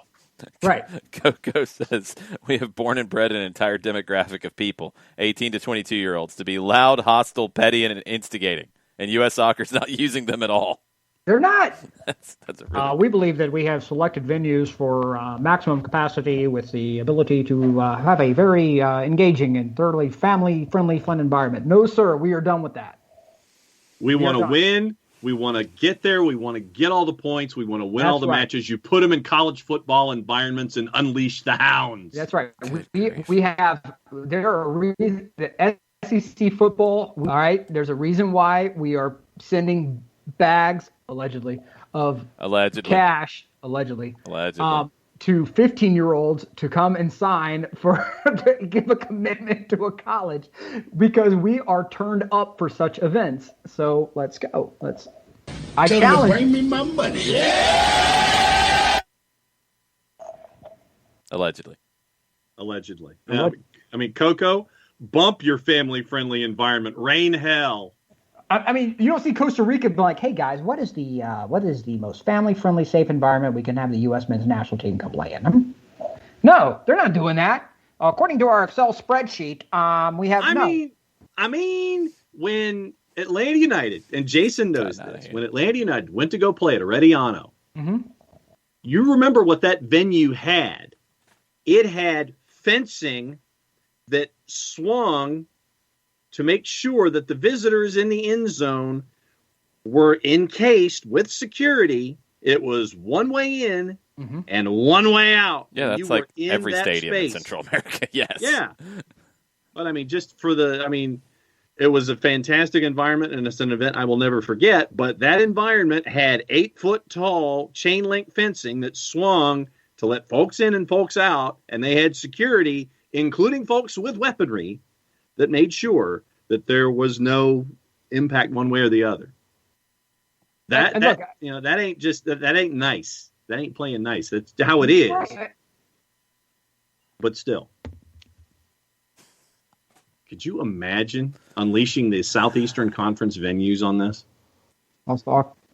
Yeah, it'd be out of hand. There we go. Okay, we're back. I'm just saying. Brad asked, when you hear American Outlaws, what do you think? I have no problem with the American Outlaws. The problem is I'm tired of these venues where you're not engaging with a fan base that's naturally psychotic in nature. And I think that SEC and some ACC schools qualify.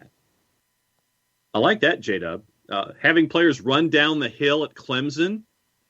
That would be badass. Oh, please. Man, Gio Reyna blow his ACL. Yeah, exactly. I'm going to skip that one. I love that Clemson does it, but I don't want Weston McKinney blowing out an Achilles tendon because he jumped off the last 5 feet of the hill, or somebody tripped and got a concussion because they bounced off Howard's rock. Yeah, we don't need that. No, we don't. We need to skip that. I just think that if you're wanting, I'm tired of we're going to play in Columbus when it's cold.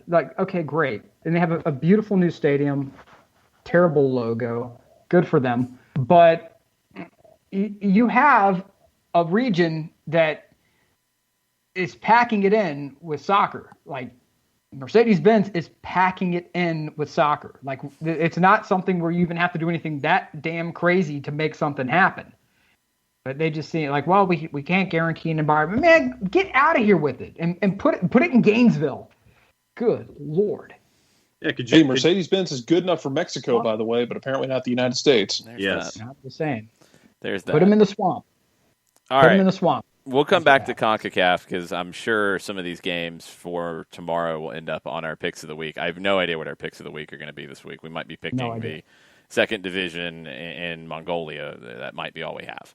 Sweet. Stay tuned. But the Euros also get started this week. And Nick, I need to hear your thoughts on Italy. And Jared, I need to hear your thoughts on Scotland. And John, I need to hear your thoughts on England. But first, you're going to hear Arsene Wenger's thoughts on France from Football Daily. But not the favorite, we are the super favorite, favorite is not big enough because when you win the World Cup and then you have in your team Kante, Pogba, Benzema, Griezmann, Coman, Giroud, I forget half of them, so Dembele.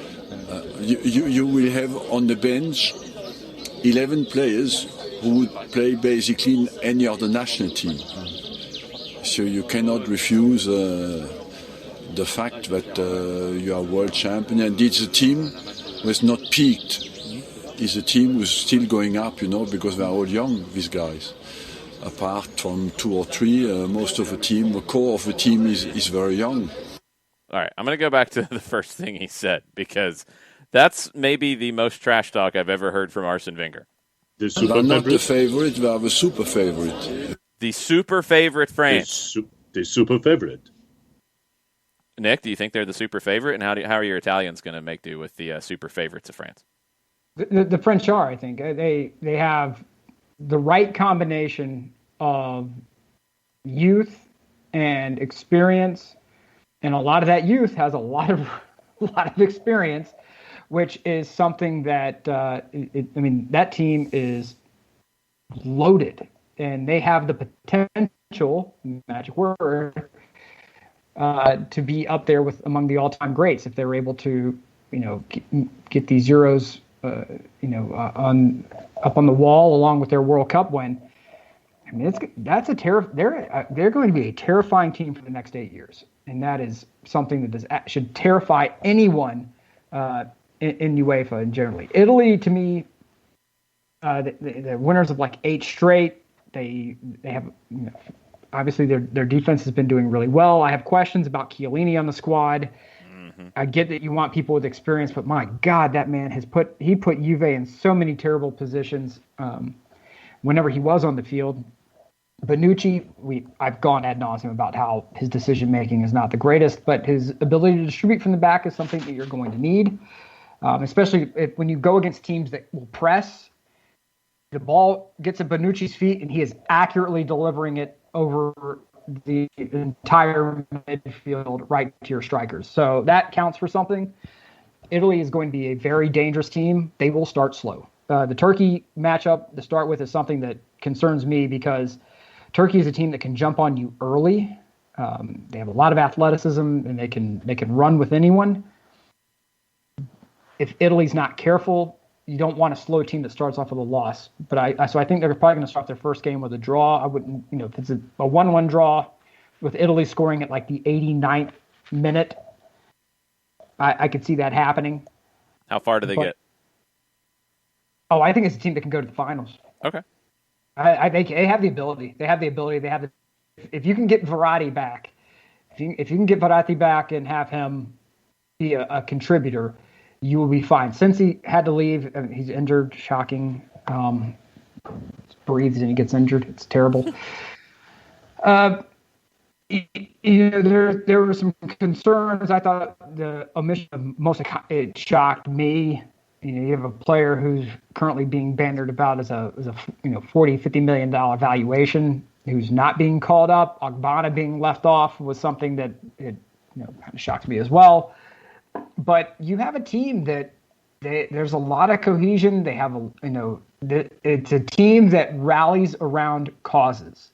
And when Calciopoli was dominating headlines and there's match fixing in Italy. Italy came together. Cannavaro brought the guys in the locker room. He was playing traditional Italian music. He was getting everybody, in the mood and fired up. And you had a good mix of personalities on that team, and from fiery guys, all the way down to stoic like Cannavaro, all the way down to the guys who really didn't care where they were or when, like Pirlo. So if Italy can remain healthy, they can go all the way. And they're probably a lot of people's dark horses. I think they should be listed as a favorite. I think I saw 12-1 were the odds for them. I think that's kind of stupid, in my opinion. But we'll see. John, who's going to go further, Italy or England? Ooh, it's a good one. I'll say England, but I think it'll be close. And Nick, Bet365 has Italy in the 8-1 grouping. See, there we go. All right, show some respect on my guys, man. England. They thrashed the Czech Republic, man. They put up 4, and it could have easily been 5 or 6.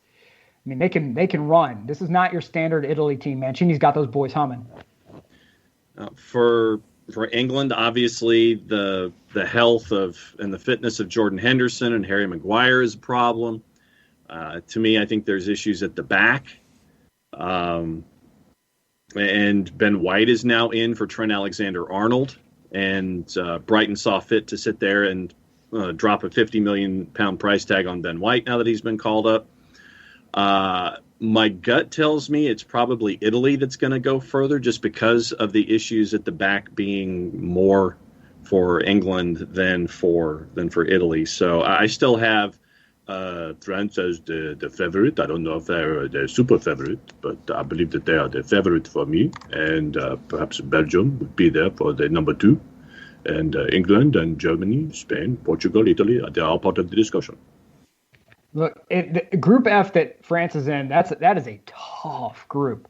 You got France, Germany, Hungary, and Portugal. And if Portugal's in a mood, they can run with just about anybody when they're in the mood. Mm-hmm. And if Ronaldo's healthy, that he can be dangerous. Germany, if they can overcome Jogi Löw, which is if they can overcome Jogi Löw, I mean, you're talking about 3 teams. It's going to be the battle for second, really. Yeah. And so, France can't afford to be complacent. They have to come out firing on all cylinders, be healthy, and if they get out of Group F, then they're the monster. They're the monster you want to have a slip up in the group stage. So here's your today. Jared, what about the Scots? I was wondering. The optimism isn't going to be the same, and that's not pessimism from me. That's just realism. Like, it's not in the same stratosphere as Italy or England. It's a team that is going to be in a group with the Czech Republic, with England, and with Croatia. They beat Czech Republic home and away last year. Croatia's an interesting matchup in the same way that, like, it's interesting when someone shows up at your front door with a lead pipe at 2 a.m. The thing to watch here is going to be the game in England because they're playing in Wembley. This is why people in Scotland got vaccinated, because someone told them, if you get vaccinated, you can go to Wembley and basically terrorize the English in the same way that the Visigoths terrorized Rome if you want to. And that's going to be absolutely dumb and amazing because I don't expect a lot from Scotland in that game in terms of the win, but I expect England to know they were in a fight. Whoever England has to play in that last game is going to get an English team that is very possibly kind of banged up both physically and mentally after that. John McGinn's going to be the guy to watch. He's going to probably, if and when they score, that's going to be the guy you're looking at to do it. I don't know if Kieran Tierney stays healthy enough to do anything. I found odds for Scotland, by the way. If you want to get really dumb, Scotland's going off at 250-1 odds. Maybe throw like a really bad juice box on that just on principle. Don't. Like Okay, well- ecto cooler. Yeah. Don't do it. Cooler's good. Bet 365's got him at 200. So doesn't take your matter. 250. Don't do it. Yeah. Let's just don't It's do not it. going to happen. But I look forward to kind of like just what kind of fight they have. Because they've done well in the last two friendlies. They took Netherlands to the death, and they got a draw out of it. I know everyone has their Frank de Boer takes that go along with that, but lost in all of your Frank de Boer takes is the fact that Scotland had Netherlands on the ropes inside of the last 10 minutes of that game. They're going to fight. They're not going to get out of their group, most likely. I would be tickled to death if they pulled an Iceland. Maybe not necessarily playing the same way as Iceland, but if they pulled an Iceland... Please don't do that. Please. I will be very, very, very angry if that happens. Yeah, but I mean, I would be tickled to death if they pulled an Iceland and decided, hey, we're going to just defend and counter folks to death. Because I think it's just going to be what happens even if you do get out of the group. You're at that point, you were bringing a Swiss Army knife to a World War I battle, and that's just not going to fly. How many times has Scotland made it out of the group at a finals event? Jesus, I don't even know. 0. They have Okay. never gotten out of the group stage in a World Cup or in a Euro. They haven't been to the Euros since '96 when Paul Gascoigne scored one of the greatest goals of all time against them. They haven't been to a World Cup since '98. So this is their first time at a dance in quite a while. That's going to be tough with England and Croatia in that group to get out. They're going to have to upset somebody. But that's a sneaky game, right? The England-Scotland game. Oh, yeah, for sure. Is one where England should walk out of there like a 3-1 winner. Mm-hmm. But that could just as easily turn into a 0-0 slogfest, and then, Scotland gets lucky and punches one in. Now, some third-place teams will go through. It's one of those kinds of events, so it gets a little weird with tie breaks and stuff between the third placers. So maybe they get through as a third. But just in case you haven't seen it, Euros get started, on the 12th? On the 11th, actually, with Turkey and Italy in Game 1 by themselves, and then more games on the 12th, and it really gets going over the weekend. So Group A, Italy, Switzerland, Turkey, and Wales. Group B, Belgium, Denmark, Finland, and Russia. Group C, Austria, the Netherlands, North Macedonia, and the Ukraine. It's an interesting one. Croatia, the Czechs, England, and Scotland in Group D. Poland, Slovakia, Spain, and Sweden in Group E. And France, Germany, Hungary, and Portugal in Group F. Hungary is like, dude, what? Uh-huh. Why? So you What did want me we to give do? you worst case scenario for John? Yes. Imagine Scotland takes care of Czech Republic like they are capable of, and then they turn everything into a mud fight, and they turn the England-Scotland game into Passchendaele, where there's really no winner. Okay. And then you end up in a situation where England has to win their third game to ensure that they make it through to the next round. Yep. Yep. That's not a fun place to be. No, it is not. And it's going to be against Czech Republic. So, I mean, that's not the worst place to be. But, man, that would be... Yeah. Scotland would make that a national holiday. It'd be one of those. I mean, Scotland is hosting the Czechs at Hampden Park in Glasgow. Then they go to Wembley for the England game. And then the Croatia match is back in Glasgow. So they might get out of the group for the first time ever. They might. And if they do it at the expense of the English somehow, I don't think that's going to... I'm not saying that's going to happen. We're talking 250 to 1 odds again. We're talking dumb odds that you don't even need to waste money on because you're just being dumb at that point. If they ever did it at the expense of the English... Oh my God! Oh my God! Yes, Look, randomness. there's an opportunity there. Like I said, the Czech Republic got thrashed by Italy, so we don't know if they're they were conserving or if they were just that they got bad. rocked by Scotland last year. Like Scotland rock and sock and roboted them last year. Right. So just to get here. There's an opportunity. I'm just saying. That's all you can ask for. I mean, Group C could be sneaky with Ukraine, Netherlands, Austria, and North Macedonia. Ukraine can put it together. We don't know what the Dutch are going to do. Count out North Macedonia, Nick. Never. Considering what date was it? Germany was the one that they went up and bit Yogi Löw? Yes. I mean, a lot of people have bitten Yogi Löw. But North Macedonia was the last one, I think. Oh, and did you hear about the kit that Ukraine is breaking out for Euro 2020? Yes. The Russians are not happy. Because it is an outline of the country before the Russians invaded, and the outline of the Ukraine includes Crimea. Ooh, spicy. So the Russians are a little perturbed and little temperate on that. They are not happy with this. Shooter, you might not be wrong there. I'm going to leave that one alone. Other odds and ends. So we got to get to our picks of the week here in just a minute and look back at last week. But before there's like just random stories of strangeness around the world that we've got to talk about. Did you see Norwich City's issue? Norwich has a new sponsor on the front of their shirt, BK8. BK8 is a gambling company, a betting company. Understood. And a number of Norwich supporters criticized the club for agreeing to a deal with BK8 after discovering the betting company used adult content to promote itself. Yes. They worked swiftly with BK8 to remove the posts, I believe, on their Instagram.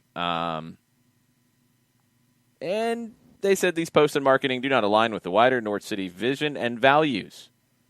But I guess they like the check. That's kind of tricky. Like that money? They like the money, but they didn't like how the money was made, I guess. You're getting a sneak peek at what's going to be coming down the road in this country in the next 10 years, probably. Yeah. Maybe not to that degree, but as betting becomes more a part of mainstream sports in America across all sports, folks going to have to make some decisions. Yes, there's going to be some thoughts about these things for sure. Mm-hmm. Did you see what happened in Santa Fe, Argentina, when our dude Polga carried Cologne to the title, their first trophy ever? And oh God! Did you see what one family did to celebrate? I saw one family. There was one family who pulled the urn down off the shelf, and shared some wine with Papa. They had to drill a hole in the urn. Yep. Routed it through the urn. They had a funnel. They had a special bottle of wine that they broke out for the occasion. I'm sure it was wonderful. And they passed the bottle of wine around, and it included Papa. Mm-hmm. Go for it, Pop. Yeah, I've seen some things. The person who I have to assume was the matriarch had a look on her face of just absolute bewilderment mixed with confusion, possible disgust, and a little bit of pride. Yeah. But then after she had a swig of the wine, she was good. She was on board with it. The kids were a little blown away by the whole thing, and one kid did not want to have any of the wine. They tried to offer the kids some of the wine. It's like, the ashes of my father as a part of this wine tasting is not something that I'm too keen on. No. It was just drilling into the top of the urn. Don't even start any stories like that one. Let's slow down on that. Hey, if Italy wins the World Cup after my passing, Jackie Fresh and the Duchess have full permission to drill into my urn and get some Campari and pour it in. Yeah, full permission. I'm putting it out in a public forum so that way everyone is clear. That's on the board. Campari, the urn, it's good. That is on the board. Gustavo, we've started a campaign to bring Pulga Rodriguez to Atlanta United. That is something that Soccer Down here is all in favor of. We have an open roster spot. We have the international spot. He can replace Lisandro Lopez on the squad. Yes. Pulga Rodriguez to Atlanta United. It needs to happen. Yes. Sorry he beat your team Independiente, but at least he was part of thrashing your hated rivals Racing. At least they did both. It would have been really bad if they'd knocked out Independiente and lost to Racing. Tommy says they can fill his urn with Fernet. Hey, look, I'm just saying. If you can get the enemy of my enemy into the equation, you're good. You're all right. John, is somebody going to have to fill your urn with Mountain Dew? Depends on the time of day and if they need a caffeine boost. So it would be either Mountain Dew or Diet Dr. Pepper at this rate. Who knows? We're getting full sugar Mountain Dew. Yeah, you're going to get the good stuff. I mean, come on, Yeah, celebrate something. It won't be that diet or that zero. No, I would do like the Stone Cold Steve Austin with 2 Mountain Dew bottles. Yes. It'd be a giant funnel. Yes, Damn. Absolutely. Coco says whatever whiskey's on the shelf. Not picky. Yeah, this looked like a pretty good bottle of wine that they broke out for the occasion. Yeah, I think it was a sponsored as it bottle should. of wine as well. If you're drilling into Pop's urn, you better break out the good stuff. Yeah, it's true. Yeah, that was not $2 Chuck that got put in with Pop there. No. Tommy said John gets vintage Code Red. Ew. Huh? Tommy, that stuff tastes like Vicks Formula. I've told you, Nick. Jam. You will cease and desist. Yes, I told you. No, we were at 29 Palms. We were at 29 Palms for a training out, and it was about 115 degrees. And we were doing stinger drills, right? So they fly big drones over with a flare stuck in the back end of it, and we're shooting stingers off at them. And we had dudes who were doing nothing but drinking water and falling out. Like they were just pounding water, like the heat would just take them out. And I'm over there, I can only imagine what I smelled like because I took like one change of clothes for like a 4 or 5 day field op with nothing but Code Red Mountain Dew in my sack. Oh. And how are you not dead? Because when you were in crazy heat and you're pounding nothing but water, you are flushing salts and sugars. And whenever you have to mix some salt and sugar in to stay away. And I'm telling you, I was like one of the few people who did not get, not one time, did not get the dropsies, did not get like, no, sir. It has a special power. There's something in there that isn't right. Nick, I'm going to tell you right now, I'd have been that guy who locked my knees on purpose to pass out to get myself out of this. No, you don't. No. Because the field docs, you don't know, because they have a thermometer, and the most accurate way of taking the temperature during an overheating situation is. They just have a naughty option somewhere in the chain. Yep. And that's what they call the silver bullet, sir. You do not want the silver bullet. Or maybe you do. I don't know. I'm not judging. I'm just saying. You don't want the silver bullet in front of a whole bunch of friends in the middle of the desert. That's all I'm saying. No, that's probably not fun. That's all I'm saying. Any other crazy stories from the week that was? I don't think so. I think we've hit the main ones. I mean, we have an urn being cracked open and a funnel being used to. Shooter wanted to know where he could pick up a Leeds jersey. eBay. Yeah, eBay's actually one of your best spots for like not like the biggest of the big teams. Yeah, like you can get those on like World Soccer Shop or Soccer.com, stuff like that. But it's true. El Mataflow once found me a Clapole jersey on eBay. Oh, eBay. I can. That's the one place I can. For the record, here is the Wolves jersey that is being donated. Boo! Boo! Wolves. That's why it's being donated because of what we discussed. So this is the Doritos jersey. This is what everybody was looking at with the nacho cheese Doritos on the front. Yeah, this is getting donated. So this is leaving the closet of heraldry and being donated. Mm. Boo! Boo! Boo! You have been removed from Asgard. That is true. That they have. All right, we got to get into the picks of the week. We got to talk about what happened last week. Oh God! What happened last week, bookie man? Nick. Who finished last? That would be Nick. Nah. At 1-4 with a -425. 1-4. Yeah, remember we had Charleston and Los Dos. That one was postponed. Oh, that's right. That's right. Jason and Jarrett each finished at 2-3 at a -187. We didn't lose people too much money. And then the other individual was 2-3 at a -44. The other individual? Yes, that would be me. Okay. You're going to act like that about it? You still lost money. Oh, that was the most roundabout way to announce a win. Yeah, seriously. What's up with that? So, well, I mean, I still lost folks money, even though I did win. That was my. That was why I was. John, you cashed in the Money in the Bank, man. You may have lost some money along the way, but you got your title shot. So, in the history of the competition, that is win number 2 for me. Oh. There's no promo. God. You can't have a promo when you lose money. Nah, Why can't a man sit here and talk? You lost money about success. That's why you can't. So when I am told that I win Money in the Bank, why is it that some on this show feel like that suitcase still remains above the ring, unreachable by the nearest ladder? Unreachable. The short ladder, obviously, to some individuals, is the only ladder that's available to try and reach the Money in the Bank suitcase. My ladder's got 7 rungs on it. How many's yours got? The man's cutting a promo. No, I can interrupt. He's calling me out. The man's cutting a promo. He can say whatever he wants.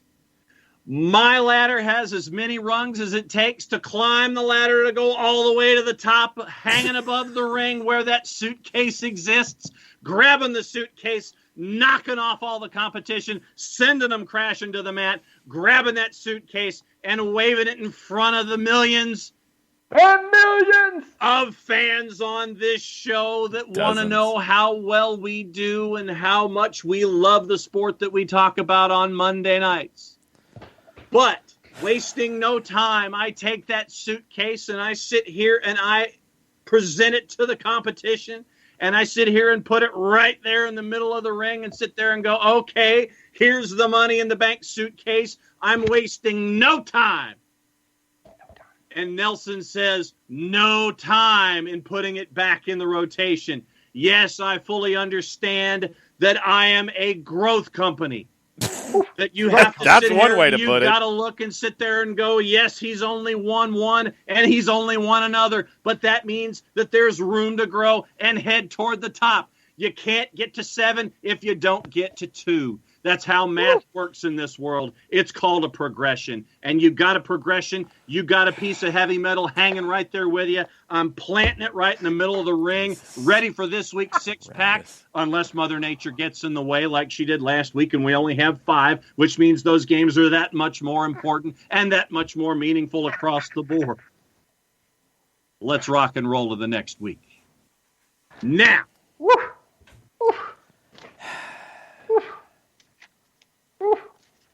I heard a lot of this. Like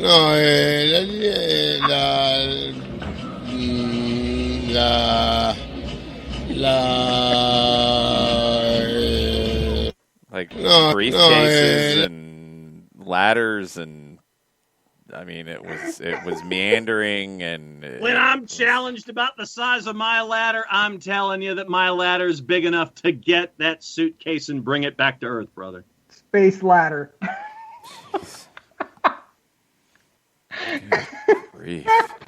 I might be the oldest participant in this competition, but I know the size of the ladder I need to get the job done. I'm not even touching that one. That's hey, look at it. Look, the Twitch pitch is all about the promo. Look at that. Look at the Twitch pitch. They have responded.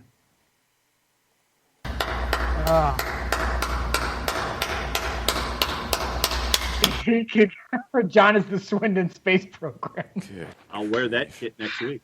All right. Amazing. There's no telling. Back to back, John. Let's go. Has anybody gone back-to-back in a while? It's been a long time. John, this box. I think I went John, back-to-back a few weeks ago, but I think everybody's had a win in the last 4. That is correct. Yeah. All right. Let's go and look at Tuesday. So if you are new to the show and you're still listening, I don't know why. But if you are, then we pick a game a day. That is the idea. Sometimes we have to adapt because there's not really any good games to pick that day. The defending champion gets 2 picks. There is a consensus pick that actually there's some possibilities for this one. It could go different directions. Everybody else gets 1 pick, and the defending champion has a veto. They can veto a game that is chosen by somebody else. Okay. So tomorrow, we got all the South American World Cup qualifiers, which we've not talked about. Really no dramatic changes from the games last week. Brazil's on top with 15 points. Argentina second with 11. Ecuador is in third. They got jobbed in Brazil. It was ridiculous. But they're still in third on 9. Paraguay, Uruguay, and Colombia are all on 7, but it's Colombia on the outside of the playoff picture right now. Paraguay is in the automatic spot. They still haven't lost. Uruguay is in the playoff spot, playing somebody from another confederation. Chile is on 5. Bolivia is on 4. Venezuela is on 3. Peru, it is no bueno for Peru. They are -9 on goal differential, and they got 1 point. It's not good. So tomorrow, games in action in South America. Ecuador is hosting Peru. Venezuela is hosting Uruguay. Colombia is hosting Argentina, and that I think is still supposed to be played in Barranquilla, which I'm wondering how. Paraguay is hosting Brazil, and Chile is hosting Bolivia. You have CONCACAF Thunderdome with the games we've talked about. Canada-Suriname is one of many that will decide who goes into the playoff round. Other games, we don't do friendlies. That is a rule that has been passed by the commission. We don't do friendlies. Outside of that, well, we got some teams that I've never heard of in Brazil and the Copa do Brasil, playing Santos and Sao Paulo respectively. We got the second division in Egypt. We've got the top flight in Mali. Yeah. We got CONCACAF and we got South American World Cup qualifiers. That's the best thing. There you go. So, nobody's going to pick anything. So, we will work through the consensus pick then. I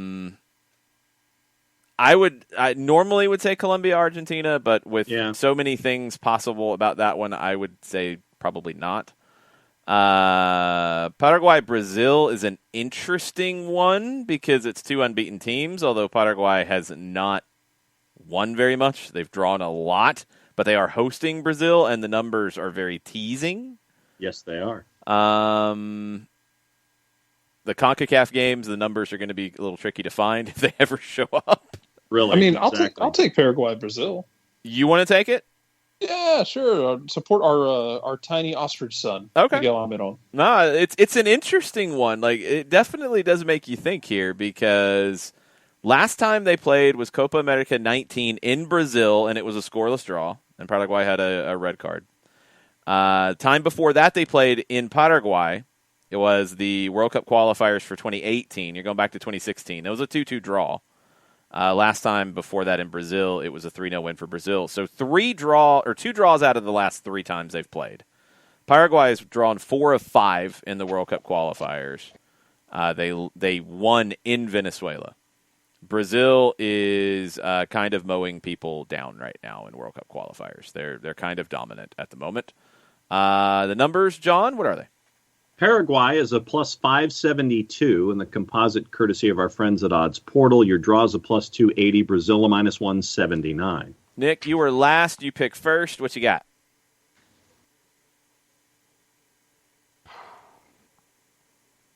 We don't know what the roster is looking like for Brazil, do we? I can tell you what they did in their last game against Ecuador. I think Neymar fell down a lot. Neymar, Richarlison, and Gabriel Barbosa up top. Fred, Casemiro, and Lucas Paqueta in the midfield. Alexandro, Marquinhos, Militao, and Danilo as your backline. Alisson in goal. So that is pretty first choice. I'll take Brazil. Brazil to win in Paraguay. Jarrett, you're next.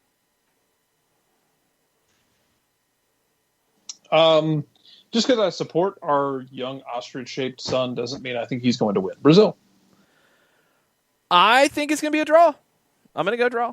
I think Paraguay gets a very special point and celebrate it along with the newest addition to the Almiron family. Congrats to Miggy. Big ups, Miggy. Yeah. So you're turning it in. You're turning it into an ABC after school special with a very special blossom. Yes, a very special draw. I'll go Brazil as well. All right. Y'all have no respect for Miguel Almiron and what he's done in Atlanta. I see how it is.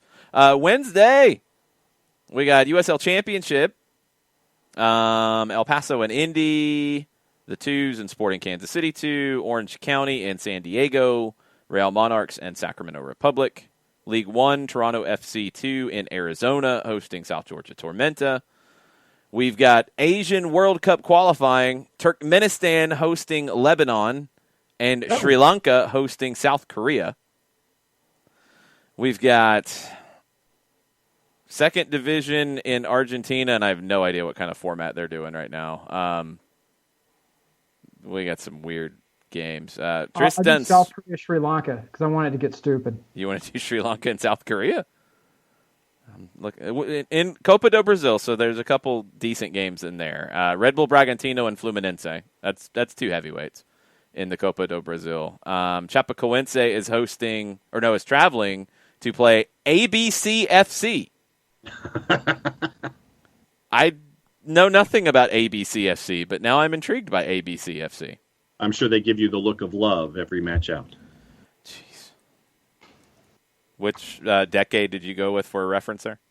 It'd be the 80s with ABC. Yes, the group ABC. Most people probably don't know who they are. They were founded in 1915. They are the Brazilian club that has won the most state championships with 56.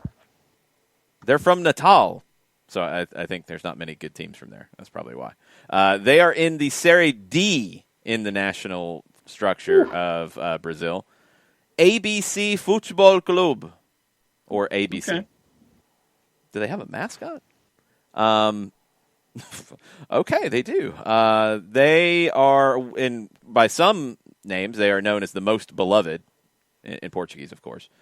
They're also known, and there's got to be some kind of context. They're known as Frasqueira's elephant. The Elefante da Frasqueira. Okay. Dude, Bern, are you a spy? Bern says he's been in Natal. It's small. No, there you go. Bern might be a spy. I put Bern, nothing I want to know what you do for a living, my man. So they are they are. That's crazy. So they're the first the most state championships. It's just. Oh, here's another one. Here's one for you, Jarrett. Another interesting fact about the 56 state championships ABC have. This number places ABC as the club in the world with the most championships in the same competition, overcoming Rangers, who now has 55, right? Unless you're not counting the ones. Yeah, I'm still convinced that they are pushing the 55 thing so hard just to undercut the whole we're not actually the same club because the original club got dissolved. There's that. But ABCFC has more. They have 56. So you can throw that at people when they talk trash at you from Rangers. There's your research. No one ever talks trash to me about Rangers. Oh, maybe they will. I lead a blameless life in this regard. Now, it's not quite the day that is June 29th of each year is ABCFC Commemorative Day. Not quite. If it was that, I'd pick that game. But I'm not going to pick that game. It's the Serie D team. Come on. That's not going to go well for ABCFC against the newly promoted Chapecoense. Chape! So, Wednesday is a tough one. I would probably refrain from the Atlanta United 2 Sporting Kansas City 2 game. Agreed. El Paso Indy's kind of interesting. Yeah, true. And that the game in Brazil, the Copa do Brasil, Bragantino and Fluminense is the best game on the board in terms of two good teams. I don't think we want to go to the Serie C promotion playoffs. Padova's playing, Nick. Padova! They are going to Avellino. It is the first leg of that. Go for it, Padova. Serie D is also playing in Italy. The Emperor Cup is going on in Japan. I guess it's like the FA Cup? Yeah, there's some teams I recognize. You don't want to do anything that involves City D because they're literally playing on dirt in some of those towns. Yeah, we'll probably skip that. Bangladesh? Do we want to pick from Bangladesh? No? We have reached like... No, I mean, why don't we do Indy and El Paso out of the USL Championship? Indy and El Paso. That's one of John's picks. There we go. All right. So, coming into this very one... clever, Jason. Let's see what we got. Hold on. I want to Jason's idea to drag this out until John made a pick to burn one of his choices. I'm not going to pick all the picks early because that's what y'all always do. I always pick the early games because nobody else will do anything. All right. Indy is on 10 points, 2-2-1. El Paso is on 8 points, 2-0-2. They have not lost as of yet. The Locomotive, they probably have never played one another. Nope, they have not. Miss them all forever. El Paso comes in on back-to-back draws, though, which is... Or no, sorry. No, that's not true. Win, draw. That's where they're at. Indy 11 comes in off of a loss at home to Memphis and a draw to OKC Energy, who fired their coach. Yep. Like almost right after that. But they did go to Louisville and win. Indy 11 is confusing. They are. What are the numbers? Non-existent as of yet. That's crap. Means nothing in our world. That's fine. We don't care. We'll just see what they pop up when they pop up. Correct. So, Jarrett, you pick first. El Paso hosting Indy 11. I don't trust Indy 11 as far as I can throw them. El Paso. Win. I also take El Paso. El Paso's kits are nuclear fire. They're pretty sweet. Mm-hmm. John, pick. You have not seen it. El Paso. I spent some time in El Paso at Fort Bliss. I love El Paso, Sila Vista Mall. Yeah, El Paso. So everybody's taking El Paso. Everybody took El Paso. That's no fun. Whew. All right. You talk about a town that is just, man, under the radar. Oh, I was about to say, well, man. Thursday. Oh, boy. We have the Colombian Apertura playoffs. Well, but remember what we did last time, though. We did multiple games on a day. We got games. Have you heard a day that had multiple games? You wonder right now? Yeah, Friday and Saturday and Sunday with the Euros and stuff. No. We don't just skip a day because it's difficult. We skip days where there was literally nothing.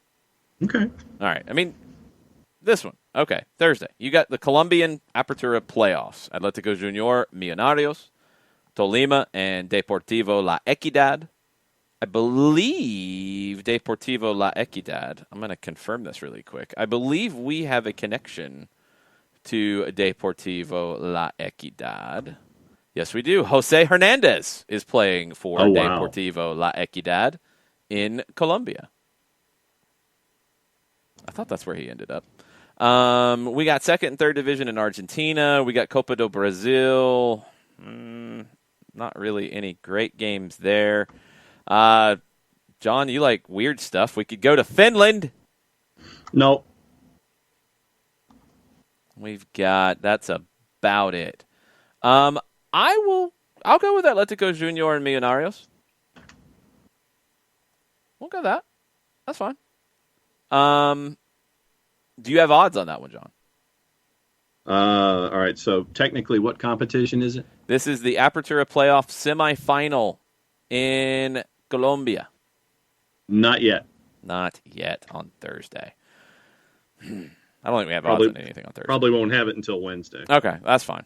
So coming into the match, let's see. The last time they played, Junior won at home. This game is at Junior. They won 2-0 at home. Time before that, it was a 1-1 draw. Millonarios comes in draw, win, draw. So unbeaten in 5. Junior comes in draw, win, draw. Also unbeaten in 5, but only 1 win in that. Junior last lost at River on April 28th. I pick first. Correct. I am going to go with the home team, Atletico Junior, even though their recent form is meh. Scared money don't make money. John. Draw. Scared money. Nick. Millonarios. Oh, Jarrett.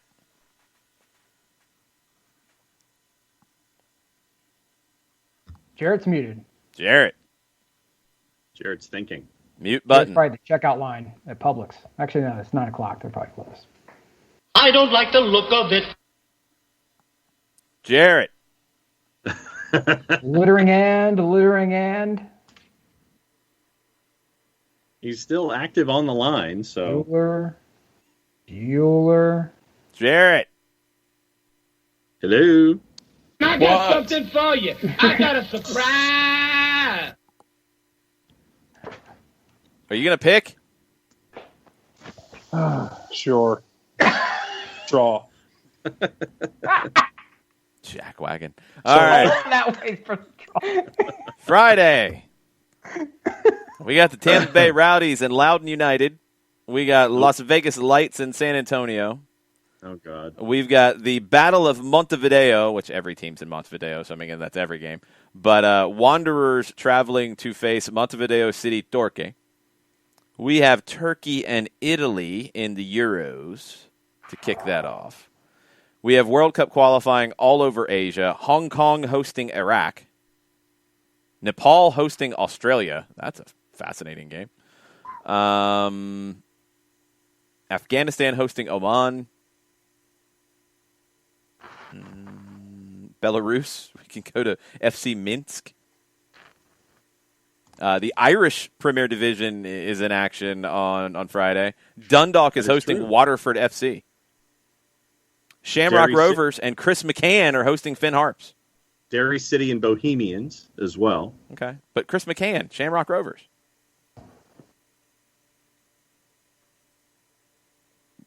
Italy and Turkey? You did.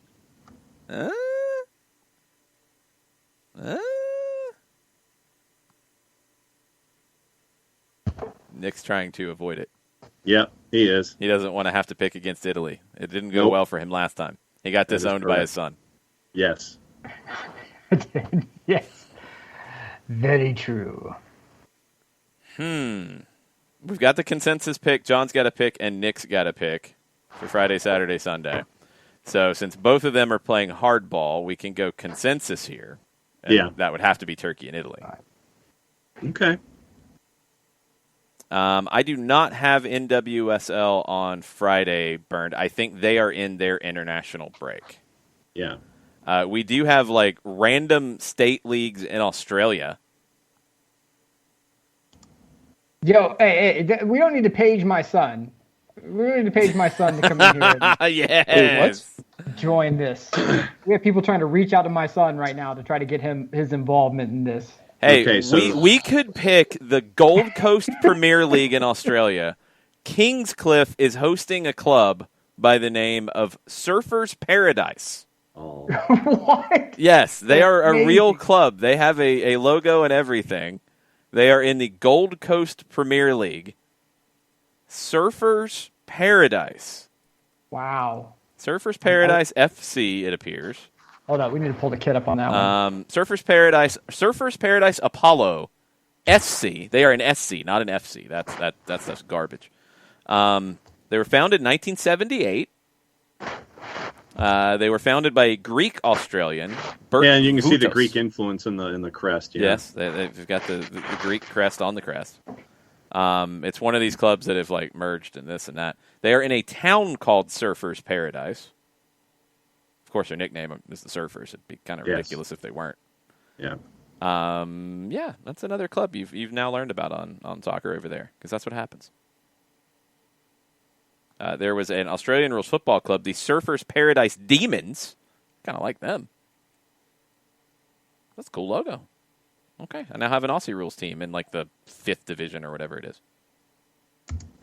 The Surfers Paradise. I mean, do we give Surfers Paradise the SDH bump? I'm not prepared to. No, their logo's not that good. I'm a little disappointed. Like I expected like a surfboard or like something. The thing I'm still waiting for is we need America to get on this bandwagon of the top flight. I'm waiting for Colorado to like flip their Rapids logo to like some plague infested groundhog prairie dog thing. Just go back to the Caribous of Colorado. No, that's complete not even with the word. Fringe on the shoulder pads. No. Well, we could go with the Green Gully Cavaliers in Australia. Green Gully Cavaliers. Man, Australia's got some weird teams. All right, we got to go with Turkey and Italy. Come on. Yep. Turkey and Italy. Yeah, you're Turkey's a plus 660. Your draw's a plus 277, and Italy is a minus 175. Give me the numbers again. Turkey plus 660. Draw plus 277. Italy minus 175. These two teams have not played since June 11th, same date, 2000. Italy won that match 2-1. Do I have any information about it? Because that'd be amazing. No, I don't. Man, it was part of the European Championships. Italy has won like so a lot broken lately. Basically, Italy has won how many in a row now? 8. 8. Turkey has won 4 of their last 6, and the other 2 are draws. One of those was against Guinea, though, so I don't know if that really counts much. Italy did beat San Marino. Jackie Fresh on the line. Uh-oh. Jackie Fresh will not be paged. Uh-oh. You're thinking about picking against Italy, aren't you? I think he's going draw here. You're going to be a gutless wonder and upset your son again. Wow. Your son's really going to file the papers this time. He just had them drawn up last time. If I put Turkey in this, it'd be done. Oh yeah, no, it'd be over. Yeah, it'd be over. It'd be all over. They're still trying to add him. Yeah. I'm a Texas mom. Take away that kid's computer. All right, John, you pick first. Italy to win. Nick, you're up. It's between Italy win and draw. I'm going to be stupid. I'll bet Italy wins. Jarrett? I'll be dumber and bet Turkey wins, because if they win, I'm going to win the week. That is really dumb. he probably will. I'm going to go draw. I'm going to buy into the Nicolifi hype train. Yeah. I'm going draw. All right, Saturday. Now we get into some interesting days with games. We do have an MLS game on Saturday. Sporting Kansas City hosting Austin. Out of nowhere. Bunch of USL Championship, bunch of League One. Uruguayan action is going on. Peñarol hosts Rentistas. European Championships, we got Wales and Switzerland, Denmark and Finland. That's a rivalry you've never seen the likes of. And Belgium and Russia. Yes, we have. I've seen Hamlet. I've seen that rivalry. Thank you. God, like it. Palmeiras and Corinthians. Guildenstern stand up. Yeah. Palmeiras and Corinthians in the Brasileiro. We have the A-League playoffs, since we've been picking the A-League a lot lately. The Central Coast Mariners are hosting MacArthur FC. And that's about it. So John and Nick have picks. John still has his veto. And you guys got to do something rather than just have a staring contest. Nick, if you pick Saturday, I will not pick the veto and use it. Now they're making deals. Evil shenanigans. Give me the Saturday lineup again. What do we have for Saturday? Euros, you got Wales, Switzerland, Denmark, Finland, Belgium, Russia. Brasileiro, you got Palmeiras and Corinthians. You've got Sporting Kansas City and Austin FC. As much as I want to do Palmettos and Bowl. Corinthians hate one another, according to Bernd.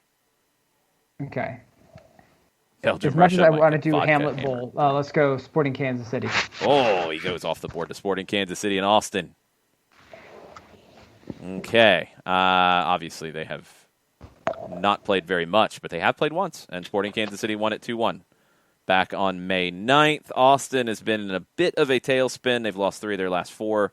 They did get a draw in Seattle last time out, which was impressive. Sporting Kansas City has won 3 in a row and 4 of their last 5 with a loss to Houston mixed in. What are the numbers? Sporting a -132. Your draw is a +282, and Austin is a +334. I got to run. I got to take the Duchess up. So give me Sporting Kansas City. Sporting Kansas City from Nick. Jarrett.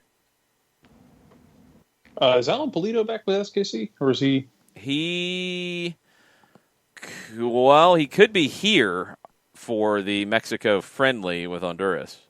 That's what I'm trying to figure Unless they're out. going to let him go back early to play. I have not seen anything on that. I'll take Sporting Kansas City anyway, but if he's there, then I'm absolutely locking that in. I will go.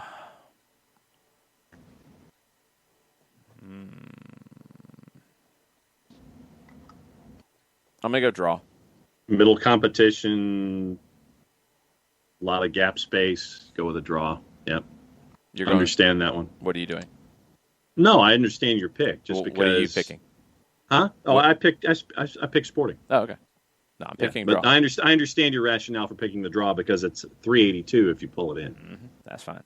All right. Sunday. National League playoffs in England, Stockport County and Hartlepool. Good God, nonsense crap. Garbage. Playoff semifinal at Garbage. Stockport. The winners go on to face either Torquay or Notts County in the playoff final at Ashton Gate. Garbage. Crap. Your numbers. Stockport are a +102. Hartlepool to draw. Oh, sorry. The draw is a +236. Hartlepool is a +254. Garbage. I got to find something about these teams. Regular season standings.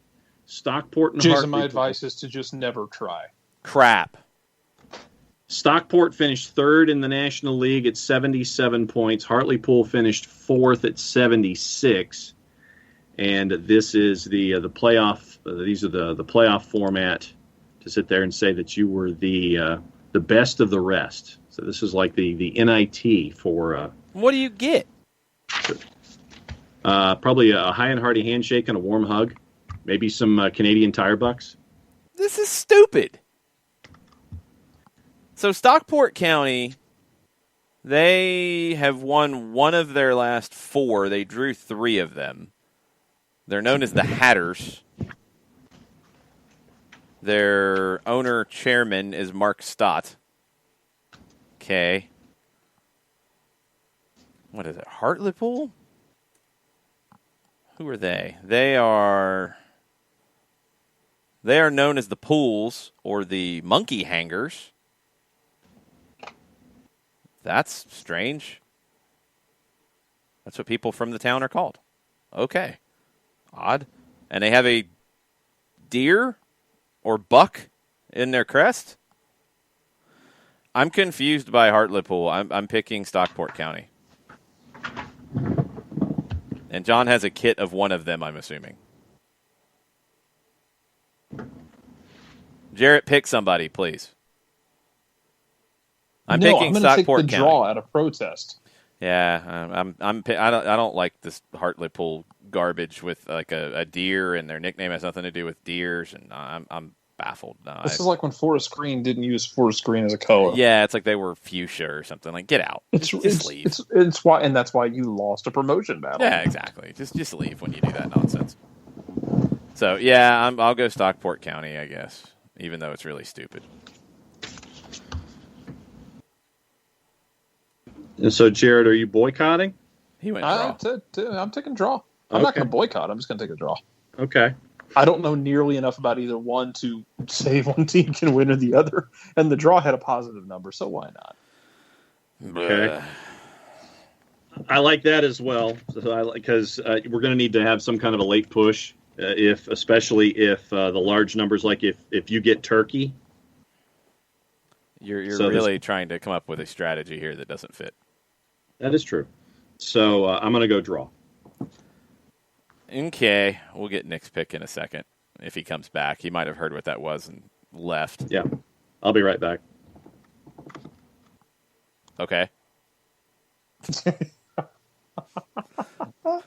He picks a National League playoff and then leaves like that. Come on. Man. That's like the guy falling off the ledge on the halftime show last night. So amazing. Good grief. We've got a rumor from Sergio Valentin, Jarrett, that Zinedine Zidane has already decided his future. He will not coach any club next season and will wait for the French national team job. That tracks. I mean, that sounds within the realm, so I'm good with that. Right. All right, Nick, you got to pick a garbage game that John picked. He duped you. He had this game in his back pocket the whole way. Stockport County and Hartlepool. National League playoff that I guess is not really a playoff. It's like a consolation game or something, according to John. I'm confused. You're muted, Nick. You've turned into John. Well, I had a visitor, okay? Fair enough. I had a very cute visitor. Yes.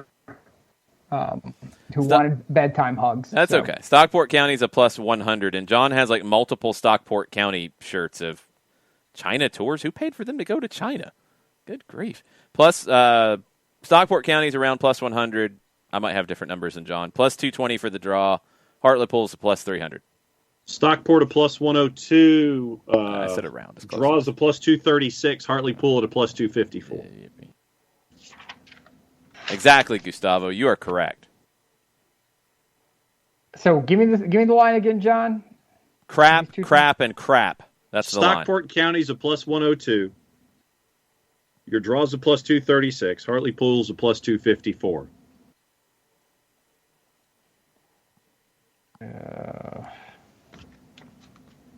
I will. Thank you, Coco.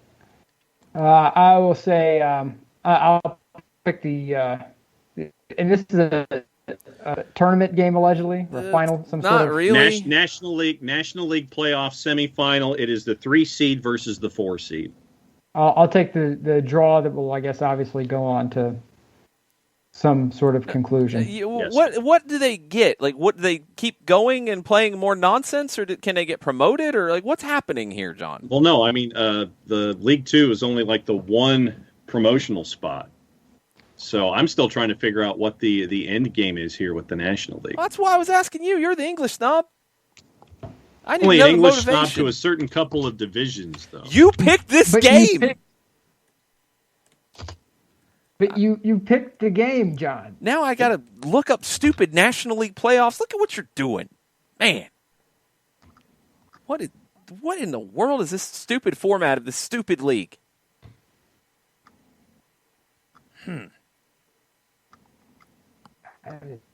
That is. I don't get it. I don't know. Let's just pick the games. John threw us into the meat grinder, so we gotta. Yeah. As my favorite photographer, Lotegi said, I've been birthed into this epoch, and I must do my best. So okay, so it is for a promotion spot to League 2. Okay, so it is. Jeez. So it is the second. So one. The first place team got an automatic, and 2 through 7 are in playoffs. So they do a quarterfinal with 4 versus 7 and 5 versus 6. 2 and 3 get a bye. So Hartlepool got through the 4 versus 7 game 3-2 to get to play Stockport County, who's the 3 seed. So there you go. Yes, I've got Stockport County. They are playing in a suburb of Stockport, Edgeley, which is in Greater Manchester. At Edgeley Park, of course. Why do you have Stockport County jerseys, John? Because it was an autographed Stockport County jersey from their China tour in 2004, and it was available. Who autographed it? The team that was on the Chinese tour 17 years ago. Coco, this National League playoff is far worse than MLS playoffs and such. Yes, and I will be the MLS snob of it, I guess. That's fine. I will be the MLS snob of the show. Oh, and Jam and Dave, you are correct, because I have a Hartlepool kit in the closet of the revered. Why am I not surprised? Why did you pick the Stockport County kits to show? What did Hartlepool do to you? Because I would have had to have gone up 2 flights of stairs to get my Hartlepool kit. How many kits do you have? A few. How many? A guess. 50. You have 50 kits and you have 2 Stockport County ones? No, I just have the one Stockport County. Oh, I thought you had 2. Just the one Stockport County because it was autographed, and the one Hartlepool, and it's a goalkeeper kit. Fun fact, my Loch Ness Scotland kit shipped today, so I'll be sporting that soon. Yes. Those kits are gold. Thank you, Jarrett. Yeah, buddy. Very, very nice. I was looking to see if we had any new Nicholas Bentner news, but now they've found, or they're refinding old stories and posting them like they're new stories because he's retired officially as a footballer. Yeah, this is because yet again, the SDH universe is at the vanguard of all information in the soccer We world. already covered it. We told you about Spider-Man. Yeah. That's right. Months ago we were talking about this. How many floors are in kit storage use in your place, John? Most of the closet upstairs is the closet of the revered, and there are a few downstairs for easy access, like the Stockport County one, for props. Okay, this is a new one on Bentner. I don't remember this one. Hold on.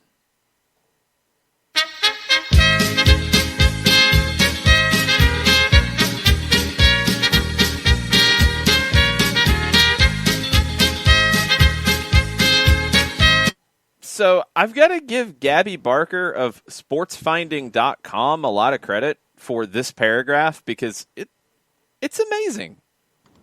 It's amazing. Talking about Bentner after just the first paragraph of setting up everything, he hangs up his boots, blah, blah, blah, blah, blah. His nocturnal adventures will be remembered for years. As will his 116 goals plus the 30 he scored with his national team throughout his career. This is in bold. Sleepless nights at the casinos, poker gambling, messes in the changing rooms of Juventus and the Danish national team, conviction of assault on a taxi driver with an electronic anklet, remember that one, problems with alcohol and prostitutes, photos in his social networks almost naked, UEFA fine for showing his underpants in celebration of a goal. I mean, these are all things. That's a career. ... There has been no mess where Bentner had nothing to do with. That's possibly exaggerated a little bit, maybe. The publication of his biography was the time of year in Denmark and much of the UK. Okay. In it, this is the one I did not remember hearing about. In it, he confessed that he had to pay, quote, a breast operation to avoid blackmail by a prostitute. He had to? I don't remember that story. Had to? Had to. He had to. There's no link to it, so I don't know the story, but that's that and Nocturnal Adventures. That's really good. Because, yes, Nicholas Bentner should have Nocturnal Adventures. The only kind. Well, yeah. Oh, no, they do have a quote from Bentner upon his retirement that I did not see before. Soccer is a big part of my life, and I can't give it up. That is why I am in the process of learning to be a coach. I hope he gives me as much or maybe more than he gave me as a player. Translated, of course.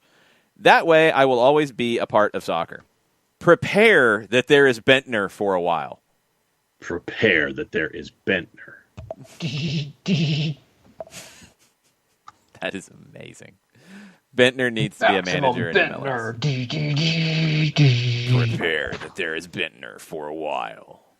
In the city, you must fight to survive. Maximum Bentner this July. That could be coming. I mean, I could see that. He might have to because I think they're probably going to take his car here at some point. I don't think he's had his court case yet. I don't think Bittner and Jordan owe the same guy money, Gefsey. I don't think that's true. Bittner probably owes Jordan money. That's possible. That's definitely possible. Tommy, of course, yeah. I mean, who hasn't been there and had to do all of those different things, especially the last one. I have never been on that level of Nocturnal Adventures, Coco. I have not pulled that one off. Nope. Yeah, it doesn't look like we have any new ones. It was all about the retirements and such. Oh, wait a minute. Oh, no. Man, I thought this was going to be a good one. I thought I had found a Celtic Bentner link, which would have been awesome, but it's a very poorly written headline. Sorry, Jarrett. You could have signed Nicholas Bentner. It would have been amazing for Celtic. He's gone. It would have been so amazing that Jarrett went to sleep. And we should probably all do the same as well. So we got all kinds of stuff this week, all kinds of chaos. But tomorrow, Conca Thunder Dome. Conca Dome. 8 o'clock. These guys can dial in and chime in and watch Curacao, who's released a pretty sweet hype video ahead of their big match with Guatemala, with Patrick Kluivert, legendary striker, in charge of Curacao. It's a pretty cool video. So Curacao will be pumped up. We got a bunch of other games. That's at 8 o'clock tomorrow. We will stay through the end of the 9 o'clock games. It will be stupid. Prepare drinks accordingly. Prepare snacks. Welcome to Concacaf Thunderdome. Mm-hmm. Sweet. Any final thoughts, John? Looking forward to Conca Thunderdome. That's all I can say. Will, I hope the final referee from the Nations League is calling one of these games. I really hope that he is. Oh, my God. That would be amazing. I want somebody weird to qualify. I want one of these complete shocks to qualify. I need somebody to get into the playoff and cause chaos. Yep. I don't agree know totally. But I need somebody in there. Yep. I don't want to root against Canada. That feels mean. Don't look. If you call in chaos, just understand one of your sacred big fish may get hit. That's all I'm saying. I will throw my allegiance with the Dominican Republic, going to Panama, and potentially earning a historic win. That's the one that I'm pulling for the most. All right. Final thoughts, Nick, and send us home. John Nelson has a book, and you should buy it. Yes. I'm just throwing that out there. John, what's the name of the book, and where can they buy it? Nobles Strong, Lessons in Destiny, and you can pre-order it now. It's due out on Saturday. Amazon's the easiest place. And thank you, sir. There you go. Buy the man's book. Excellent writer. We all enjoy you all on the Twitch pitch, and those who are listening all on abouts and the internets and whatnot, who are tuning in and listening to the hijinks and our promos and all that stuff. Know that you are loved. Know that you are appreciated. Seriously, thank you so much for listening. And we will all be here next week when I'm the one cutting the promo on that jabroni, the Dirty South Dream, Jason Longshore. Prepare yourself accordingly, because it is all about to go on the line. You can't cut a preemptive promo. Mucha euro, y'all. That's BS.